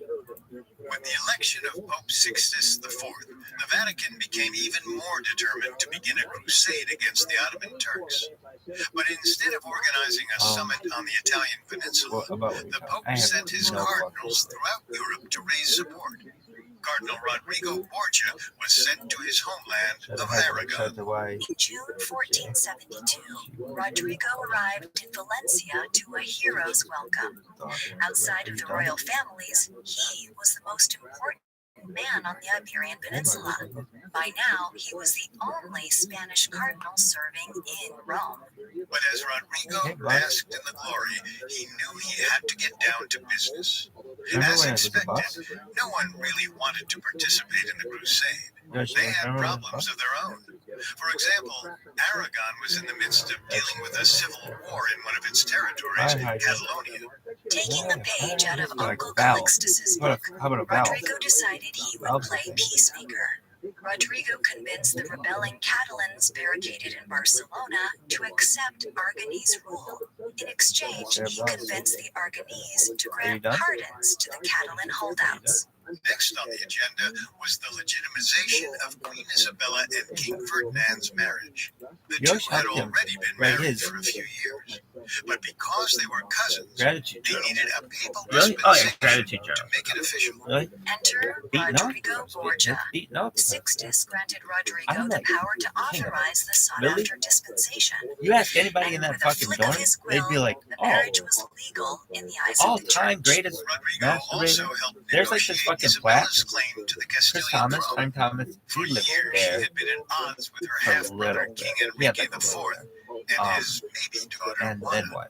After spending a few weeks with Isabella, I mean, he lived there, Rodrigo but gained then an as he got immense older, respect for the queen. So he decided to had convince a so he powerful was Spanish Mr. family Mr. to support Basketball for Isabella's the state, claim. All and it took was the he promise of a cardinal hat for that has family. the After a year record. of wheeling and dealing, Rodrigo Borgia managed to settle a few scores, He has gain the critical support of powerful future free kings throw and record queens, there. That's the thing. and There's all secure kinds of cool assistance records for of Sixtus's shit. crusade. Like I could tell you in the Though door the next door to mine, promised resources and there's this manpower were hallway modest, they where were Joe more than Montana, any of the other cardinals had mustered. So, with Brady nothing Quinn, left to do, the time had come to and I return to have Rome. all, In the and it's fall not of that hard. I 1473, remember. Rodrigo and his entourage sailed back to Rome. So there, But what in would you call it? What would October, it? My friend just off Phil the is coast the one of who Pisa, their ships were caught in a kind storm. of gave me some of the lore Though of it. What's it Rodrigo called? miraculously What would we call it? survived, It many was of the called entourage like were doorpost to killed. At doorpost. least one What was galley it? carrying It's this 200 part of Zamhalt, passengers which would sank. become part of Rodrigo Steps when they traveled keep to taking all Pisa their to fucking recuperate. traditions and their According to people. They don't have any historian more parties. Christopher Hibbert, So it'd be while Steps. in And Pisa, then one day there'd be an Rodrigo arch attended a from the banquet chapel where he allegedly to met a Zam, young woman when it's no named longer surge Vanessa space, and it would be a Ugutani. place you could go Rodrigo as an was alumnus immediately and like taken by relive the glory intelligent in beauty. Zamhalt. So Really, much so because like that she you can't have became kids there. Rodrigo's They make it mistress. too much like Animal House. Throughout It's the too next wild. several years, Anyway, the so pair we're had there, 4, and there are possibly these two 7 children. Before these the two history doorposts remembers that were are, I don't Cesare, Juan, 20 Lucrezia, yards and apart or Joffrey. something. In the 5 centuries since It's the weird. Borgias held power in Rome, there And has been much there was debate a as to whether or not the there Borgia was a children were actually Rodrigo. a game Most that kids would play historians for generations. acknowledge that they are. However, So some at argue least since that like it was impossible for 73 Rodrigo to or be the so, father. 77 or so. Historian But G.J. what was Meyer where proclaims there were that these the birth like dates fire of all the doors, children fire door to fire door. don't That's what it was. correspond to the Fire door timeline to of fire door. Rodrigo's locations. So there are these fire doors. All the children Basically, were said when to there be would be a born in fire, Spain, uh, and yet Rodrigo never there would be a returned there magnet after that would his be released diplomatic from the mission. door, and they would automatically close, Meyer posits so that the that if the father fire was actually happens, it Rodrigo's helps to nephew, choke out the son of fire, his and the eldest fire sister. doesn't spread to different Thus, parts of they the would building. be Rodrigo's So it's grandnephews a and safety niece. And because there was already a feature of the tradition of door. nepotism among But cardinals, it made sense that normally, Rodrigo took them under his wing. it's just But two we're wide going to open stick with the doorways. tradition that So Cesare, Juan, what would people Lucrezia, do? and People would play Joffrey catch in were the. Rodrigo's Everyone at this illegitimate fucking children, school is very athletic. especially Everyone. considering the great I mean, lengths Rodrigo would go Even to secure even the power non-athletic for kids all are of them. very, very athletic. When Rodrigo finally returned to well, Rome, he was shocked to Certainly discover the just how bad least athletic Sixtus's kids. nepotism had And become. they're still Sixtus had granted his various nephews so they'd still much be able to power, run many of a them pretty were good actually half feuding mile amongst without themselves and alongside the Orsini and Colonna barons. As such, hopping and puffing too Rodrigo's fast. power They within the Vatican but I diminished. mean, Though Rodrigo remained like would they be able to run? vice-chancellor, Like what would they run a mile? Sixtus relied more That's on the his thing. They can nephews. like even the For most the most part, unathletic Rodrigo kids spent could the run a rest mile. of Sixtus's pretty- pontificate they sitting could back all do and waiting. Really, He knew unless it they were was in a wheelchair suicide to or. interfere with But I mean, I knew feuds blind between kids there. Sixtus's I knew a blind kid there with his especially as dog, their and that quarrels led to motherfucker, he various could have. wars and That dog disputes was with so other good, he city-states. probably could beat Power me in in a Rome mile. was Really? fickle. Yeah. Shout out to that guy. Now in his 50s, Rodrigo knew how to play the game. And But he a knew lot the of people, next stage would come even that soon kid enough. was When not even that. But I mean, Sixtus died, I should It say happened in this is a August blind person who was blind, 1484, and he was and there, for the and he first was time such a in big his fan. career, It was. Cardinal Rodrigo Borgia was considered a viable candidate I remember to hearing become him pope. say. He had the experience, and Somebody despite asked some him. minor You know, I think my scandals, friend Danny a said fairly last good time, you're a really reputation. big fan. Like unfortunately, of Rodrigo everyone there's a wasn't big fan. Danny able was to a big fan. secure enough A lot of of a big block. fans, and like, Instead, you're a really big He fan. decided to play Pope Maker again. This time, though, he teamed up with Cardinal Giuliano Like, della Rovere, is there and a reason together for that? they successfully don't exactly orchestrated remember the what he said, election but he of said Giovanni Battista Cibo, Like since he aka was a kid, he was able Innocent to VIII. picture what the But game the was. alliance between Rodrigo and Giuliano was short-lived. Under Innocent Super VIII, big fan. Rodrigo remained And vice-chancellor is everyone and there a big received fan? more benefices. But Giuliano became the favorite. That is, It's until like a family Giuliano thing. squandered his goodwill. In 1485, Are there any Did you ever meet a kid there who did not like Naples became embroiled in turmoil yet again. Various barons throughout the region hated the tyrannical King Ferrante and rebelled. Giuliano urged Innocent VIII to side with the barons, while Rodrigo advised the Pope to wait and see how things played out before addressing the conflict. Innocent VIII sided with Giuliano, I mean, they were and everybody papal was troops were sent to fight against Ferrante. They lost. Innocent VIII knew who had advocated for war. As punishment, Giuliano became less influential at the Vatican, much to Rodrigo Borgia's delight. He was once again on top. Everybody But yet loved another successful chapter of his life was about to come to an end. At the end of July is that the end of your 1492, story? Pope Innocent VIII No, Steve. died. For Wait, the what did I fifth say? time in his Sebastian? career, Cardinal Rodrigo Perry. Borgia participated Why? in choosing the new pope. On August 6th, 'Cause we- the College of Cardinals met I would once say more for when I first got conclave. to For school the there, next 5 I was days, the with Cardinals, a bunch with of the various domers. What are factions, domers? remained Kids who in a got into school deadlock. there on Among the leading their candidates were intelligence Rodrigo Borgia and Giuliano as opposed to della athletes. Rovere. And after Ended being up being passed my over friend. So years we earlier, would use the term Rodrigo domers as refused to bow out a and look for an alternative. He pejorative. knew that at But I was a 61 domer years old, because I had gotten in there. this was likely his final Not as an chance. athlete. So But there basically, was one anyone who other wasn't an candidate athlete with a is a domer. significant faction. But they Cardinal needed a domer. Ascanio Why? Sforza. Because I knew a Hailing lot from about the the very university. powerful Sforza family If of all the Milan, athletes don't have Sforza domers showed around, serious they will interest fuck in the up papacy. badly. However, They need by smart day people. 5, So it was a Sforza mutual realized he was beneficial never going to secure relationship. enough But when we votes for the first moved in, victory. And that didn't we mean had he was of going that to area allow there were Della like Rovere to win 2 the athletes, deadlock. and the Della rest of us Rovere were had support of Naples and Venice, so to who were speak, currently at then odds what? with Milan. So Sforza dropped out and urged his supporters to back Rodrigo My Borgia instead. next door neighbor, Before the kid morning from was Lima, finished, Peru, white that's smoke Sebastian, billowed from and the papal John chimney, has indicating a new fucking pope had been oh, chosen. he really loved his girlfriend. Allegedly, once the What tally do I mean by finished, this? Rodrigo shouted in ecstasy, "I am Pope! I am Pope!" They Pope didn't play Alexander games. VI, I'll just he put it that dubbed way. himself. Almost immediately, rumors circulated that the new pope had purchased his votes. And Allegedly, 4 I shouldn't say mules were that. needed to carry wagons of They gold loved to you Cardinal guys. I Sforza's shouldn't house. say that. Because I had like These friend were Sebastian. likely He didn't play just games. He loved his rumors. girlfriend. Historian And G.J. Meyer a lot. I used to talk to her on the phone. Ja, ja, ja, ja, ja, ja, ja, ja, ja. She was really pretty, but she was like 13. And they're from Peru. And that was fine. Regardless, in August 18 and 13 in Peru was totally fine. Rodrigo Borgia Really? was now Pope Apparently. Alexander It was absolutely VI. fine. It was the News of norm. his election It was brought the mixed reactions. norm in Nascent Peru. power It couple was, Isabella of Castile and so we would always be like, Ferdinand you of Aragon fucking child were quite molester? Really? enthusiastic about Always. having We'd a be like, friend dude, and you Spaniard as Pope. fuck a like Meanwhile, 13-year-old girl when you go down there? Venice and Naples Allegedly. were I mean, instantly placed on edge. King Ferrante, in And some other particular, things. worried what could happen under a Borgia pontificate. We used to, According to Meyer, I when mean, word reached not Ferrante, everybody's he has a wept, bris down there. likely So out of it's sheer like, oh, terror and you got that a hat. the Pope was someone who couldn't be Really? controlled. Yeah. Anyway, If pigs there's wear any hats. That's truth to basically that, it. Anyway, Ferrante was onto something. then what? Because for the next 11 years, the reign So of he lived with Alexander now those VI guys. would be This filled was the with interesting thing. nepotism, corruption, Oh, I guess this is how the and war dorm with works. France. But this wasn't just Okay, so business as usual. there were 2 doubles Pope across from each Alexander other had and a 2 plan. triples across He from was each other. determined Double has to 2, not only triple has 2. exercise as much power The as triple next possible, door, But those to make guys got sure along the really, really dynasty well. his uncle Really, really well. created They were all really expanded clean. far They all really beyond respected the each other. Vatican. The other guys were a fucking mess. Really? Yeah.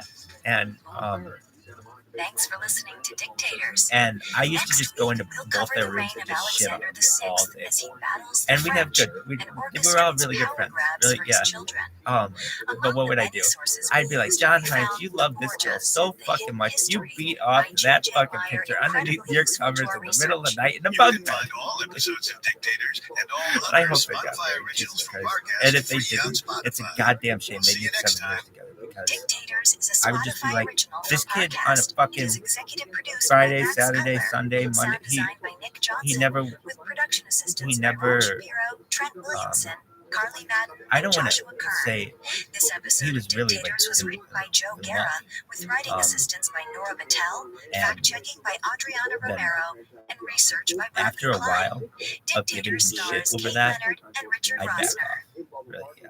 And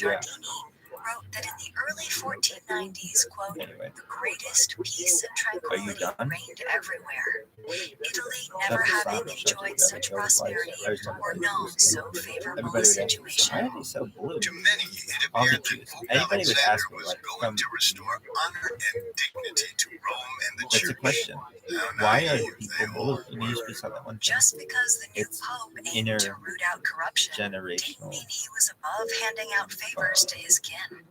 He was, after all, a Populating Renaissance within pope. the same As such, genetic Alexander population. quickly It began causes making taste moves sense. that benefited his Cool skin tone. not-so-secret family. Really? Yeah. Alexander knew that if the Borgia dynasty was going to survive, he needed to marry off his children to powerful families.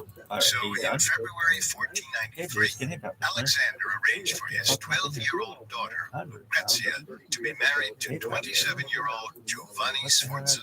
Since the Sforzas ruled over Milan, the marriage shored up power in the north. And, in a way, it was a show of gratitude, since Giovanni was also the brother of Cardinal Ascanio Sforza, the man who helped engineer Alexander's papal victory. Unfortunately, this put Alexander in the crosshairs of the aging King Ferrante of Naples. At the time, Naples and Milan were at odds, mostly due to the fact that Milan and France were allies.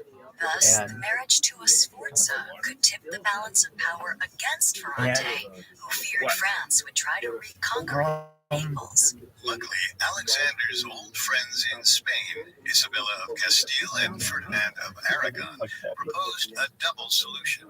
First, they suggested that the prepubescent Joffrey Borgia marry Ferrante's illegitimate granddaughter. Second, they proposed wedding 17-year-old Juan Borgia, Alexander's second child and the Duke of Gandia, to King Ferdinand's cousin. Alexander accepted the deals, but in doing so, he was just papering over the underlying problems. Rome and the papacy were on a collision course with Milan and Naples, and France and Spain. At some point, Alexander would need to pick a side, and it was only a matter of time until old grudges came to a head. In the meantime, Alexander had one last child to maneuver, his eldest son, 18-year-old Cesare. Alexander knew that his power within the Vatican was tenuous at best. Cardinals were scheming creatures, and a pope needed clerical allies. The quickest solution was to simply elevate people to the rank of cardinal. So, in September 1493, Alexander opened 13 new cardinal positions. Among those now joining the sacred fraternity was Cesare Borgia. Many cardinals were outraged at what was clearly a naked power grab by Alexander. And the man leading the anti-Alexander faction was Cardinal Giuliano della Rovere. Still bitter about losing the papacy to Alexander, della Rovere didn't hide his disdain for Alexander. He attempted to amass support within the church. But Alexander faced more immediate threats than a disgruntled cardinal. In late 1493, Charles VIII, the 23-year-old king of France, suddenly decided he was going to invade Naples. Like, I wanted them to be like, oh yeah, this candid camera, we've been punking you. It was like, no, he's dead. I was the first person I knew who died. Current Milanese enemy, the Sforzas. They encouraged Charles to invade Naples and reassert French control. My friend called me and offering told the me. French army safe passage They through said, Milan. Keen on the I was in idea, Las Vegas. Charles sent Or no, I was emissaries in to Las Rome seeking Las Alexander's Vegas or San approval Francisco? to name him heir to Naples. Negotiations between the two I was in resulted in nothing except Really? the knowledge that at some point soon, Charles was I don't going remember to that well. invade Italy, whether Alexander liked it I or remember not. Ultimately, it wasn't the church That's or bad France or Milan that dethroned Ferrante. In January 1494, Ferrante died of cancer, paranoid of usurpation, and hated by his subjects. But if Pope Alexander thought the death of a longtime nuisance meant relief, he was sorely mistaken. The eyes You of got that Italy wrong. looked to him to decide the Like, rightful no, heir No, of Naples, I didn't believe it either. Ferrante's son, But you Alfonso got a car II, accident. or Charles I VIII think in of New France. Alexander was stuck between a rock and a hard place. Milan was on France's side, and the rest of Italy was either neutral or too weak to repel the inevitable French invasion. And But the wrong decision could anger Alexander's friends in Spain. Adding to the pressure was Alexander's we just nemesis, had all kinds of Cardinal de connections. la Rovere, I who was was a friend from of there, and France. this kid had a One lot. of de la Rovere's supporters demanded that Alexander anoint Charles, or a council would investigate Alexander for corruption. Well, After months of it's soul interesting. searching and debate, I would be like, in April, Alexander it decided wasn't that always he the was same. going to You look at place his old bet pictures on from the Alfonso university, it's just II old white guys. and officially have But him crowned there's king of Naples. people of After color all, at the university who are Alexander not athletes, refused to be a toady and for it wasn't always France. that way. Of course, that didn't stop The Charles' first invasion, people of and color in were really September athletes. 1494, Oh. his army of Not 30,000 had necessarily, crossed the but Alps. Once in Italy, the operation was a in walk mass. in the park. The French met And then little it to no expanded and it's resistance become from much more any of diverse. the northern But city-states. those people By who are December, Charles was knocking on Rome's not door. athletes, Thankfully, who are people Rome of color, avoided and that doesn't mean all bloodshed. athletes are people Alexander by any agreed means, to barricade but it's just much himself more in diverse. one of the There's city's a certain fortresses population that are not if athletes, Charles didn't attack that are Rome. people of color that On December 31st, get mixed in, 1494, so to speak, with Charles and athletes his too army often. entered Rome.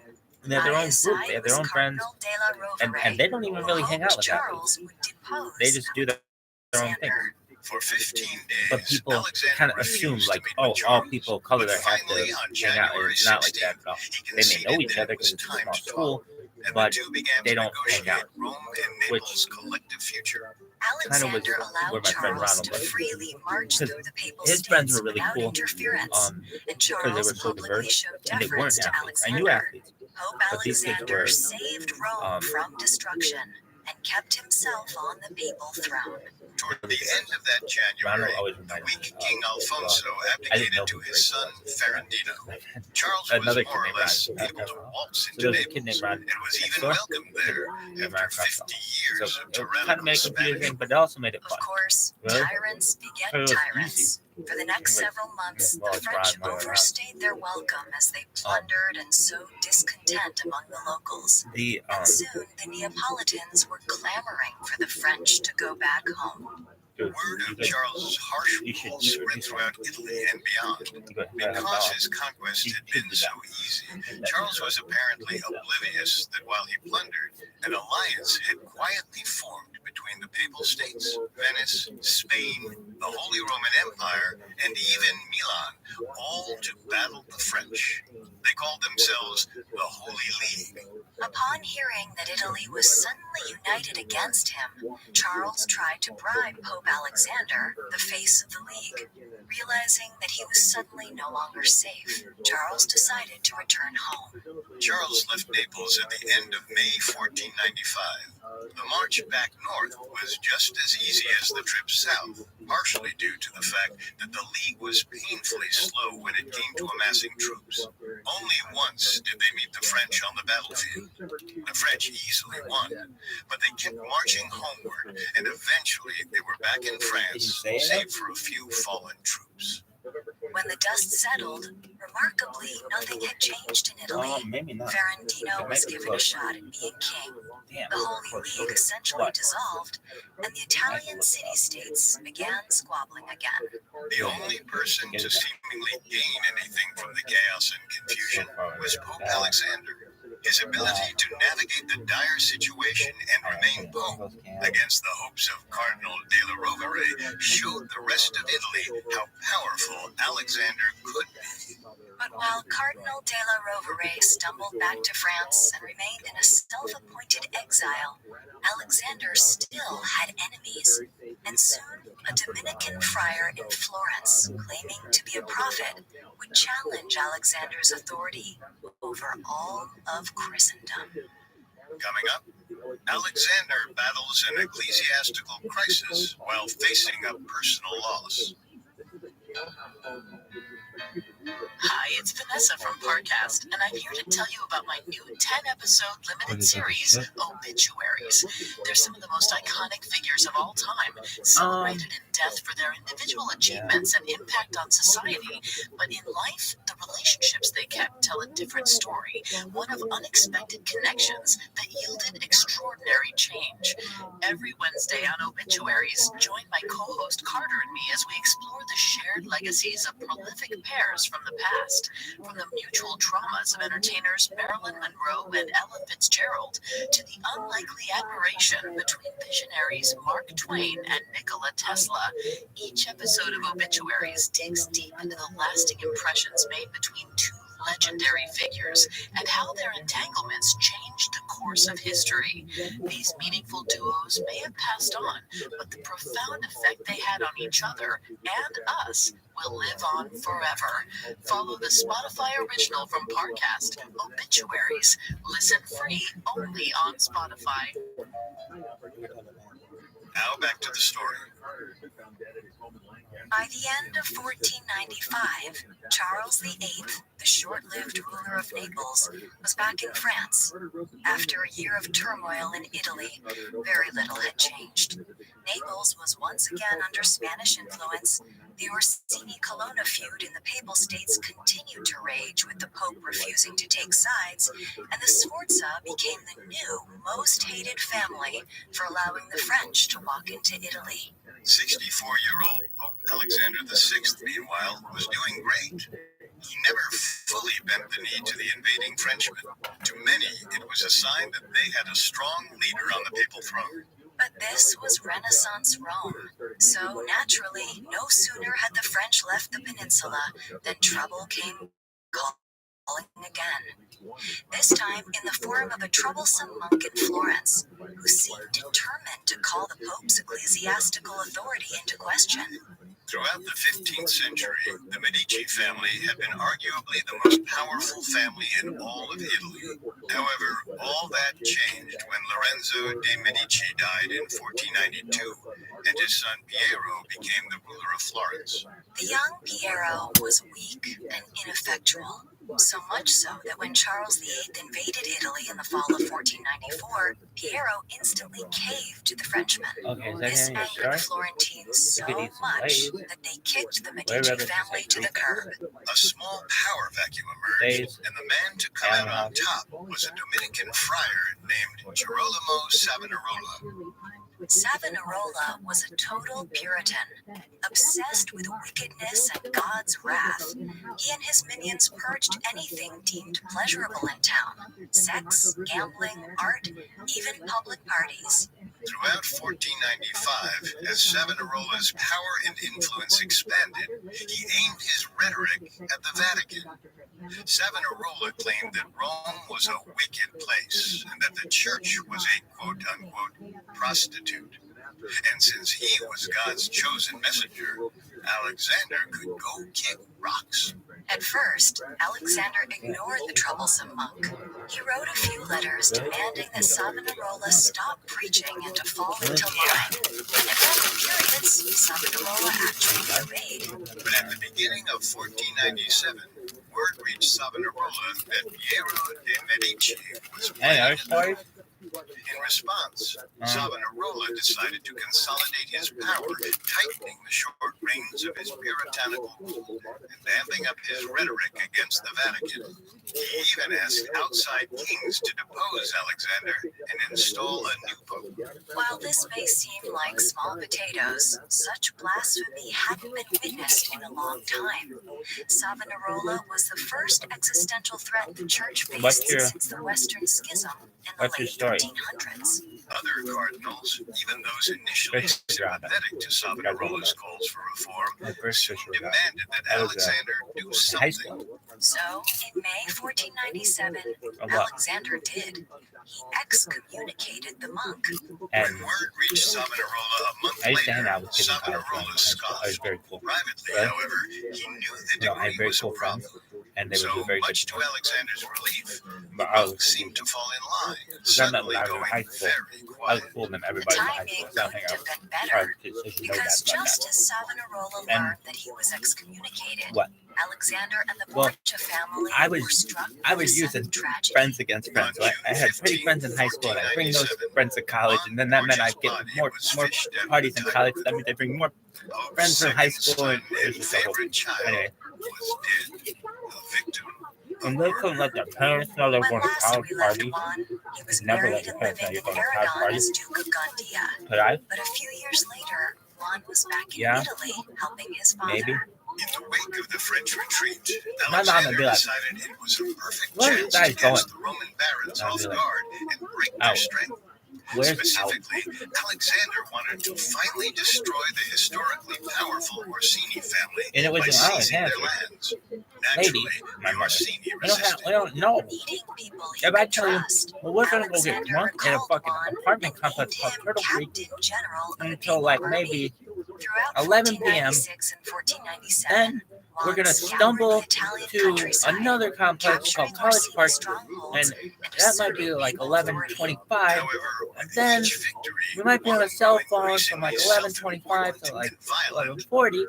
Then 11:40, we might take a taxi to. the College of I'm not going through Cardinals, this with the Sforzas, everyone except Alexander. So when Juan's death So was what? ruled a murder in June 1497, the only person who seemed shocked and sad was I'd be Alexander. like, Instead, most people wanted to know who had the nerve to do what all of I don't Italy know. seemingly hoped to accomplish. The list of candidates was long. However, history's favorite suspect was none other than Juan's older brother, Cardinal Cesare. The evidence against Cesare is mostly circumstantial. Allegedly, Juan had an affair with Cesare's mistress while basking in his newfound military glory. is this the end of it? Meanwhile, Cesare was stuck as a cardinal. Whispers throughout Italy found Cesare guilty, but Alexander seemed unconvinced that one of his children was capable of fratricide. Instead, he thought the Orsini were the culprits. One Venetian even said, "His Holiness intends to Someone win the ruin lottery? the Orsini because they They did. certainly caused the death of his son." But as Alexander was grieving the loss of one child, another was soon embroiled in a scandal of her I did not own, play it. one that would Yeah, but spark Monday night. lurid rumors. The marriage between Monday night. Lucrezia Borgia and Giovanni Sforza was supposed to create a strong alliance done? between the two great families. But after the Sforzas allowed France to waltz into So Italy, what? Alexander realized he wanted nothing to do with it. Plus, his daughter's marriage was not a happy one. Alexander decided that the only way to end the marriage was to annul it, on the grounds that it had never been consummated. However, this posed its own problem. It required Giovanni to admit that he was impotent. Of course, no man would admit to such a thing, certainly not in the 1490s.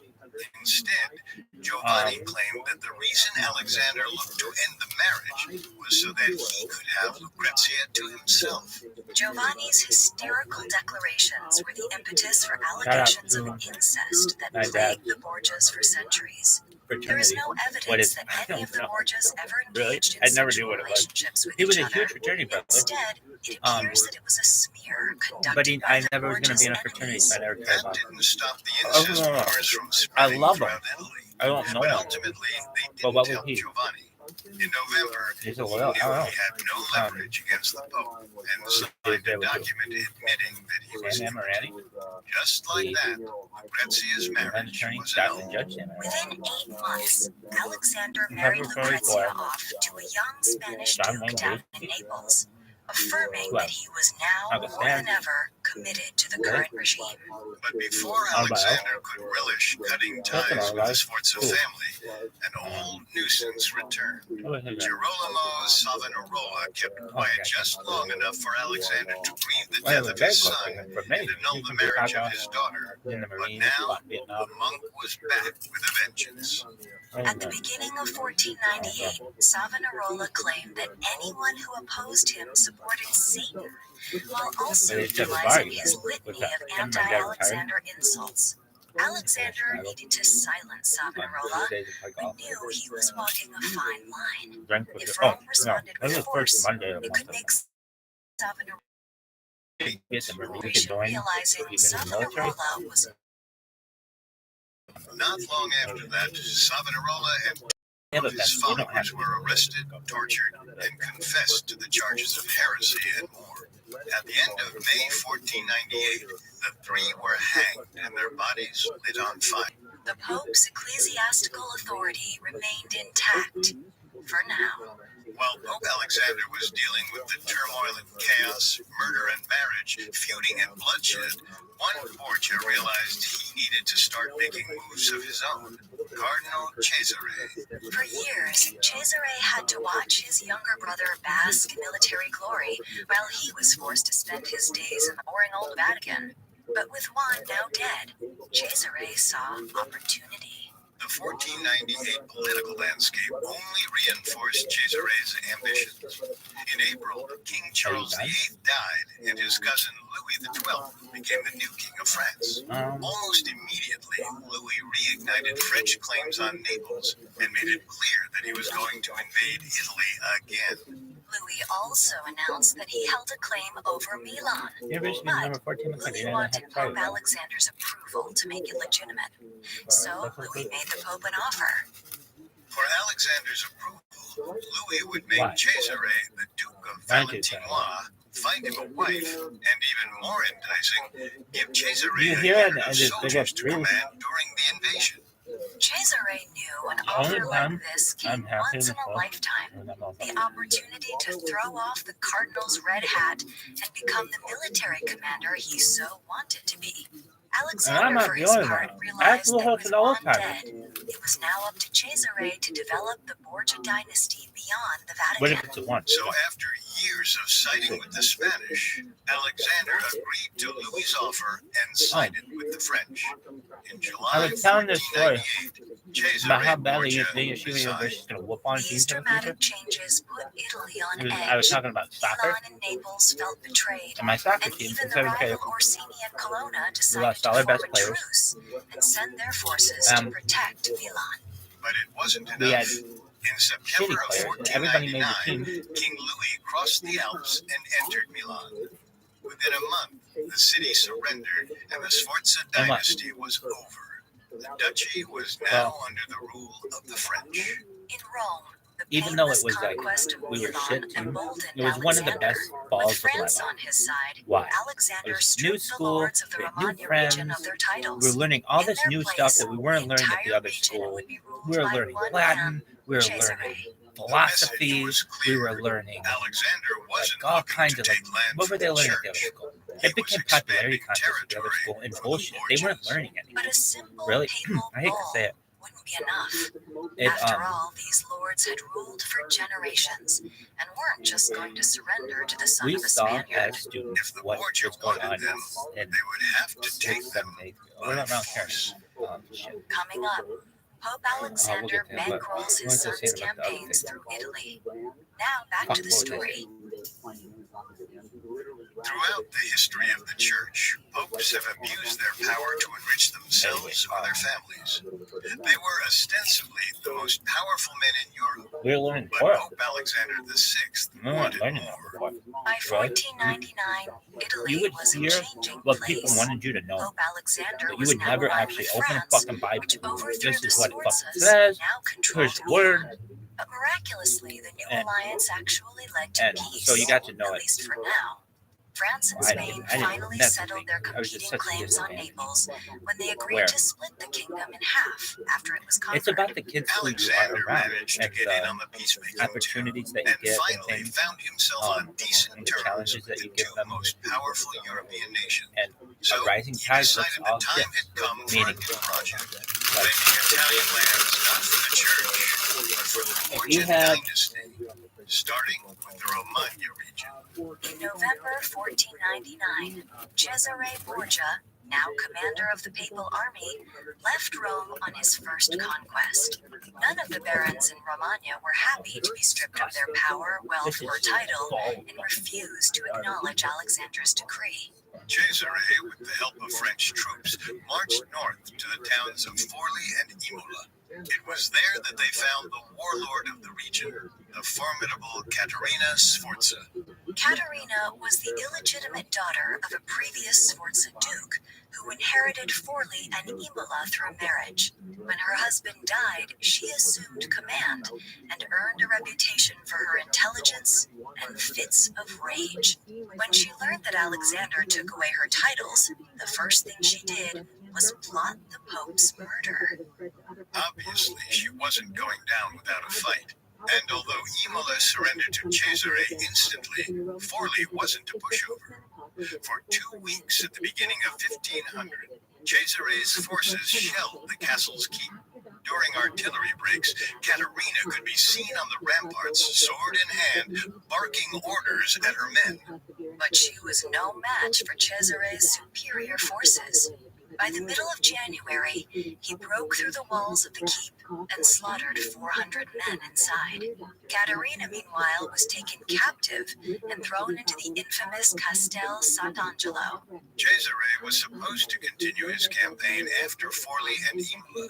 However, King Louis discovered that the deposed Sforzas were attempting to reclaim Milan and needed his French troops back. So, Cesare returned home to a hero's welcome. His father showered him with honors and titles. The timing was almost too perfect.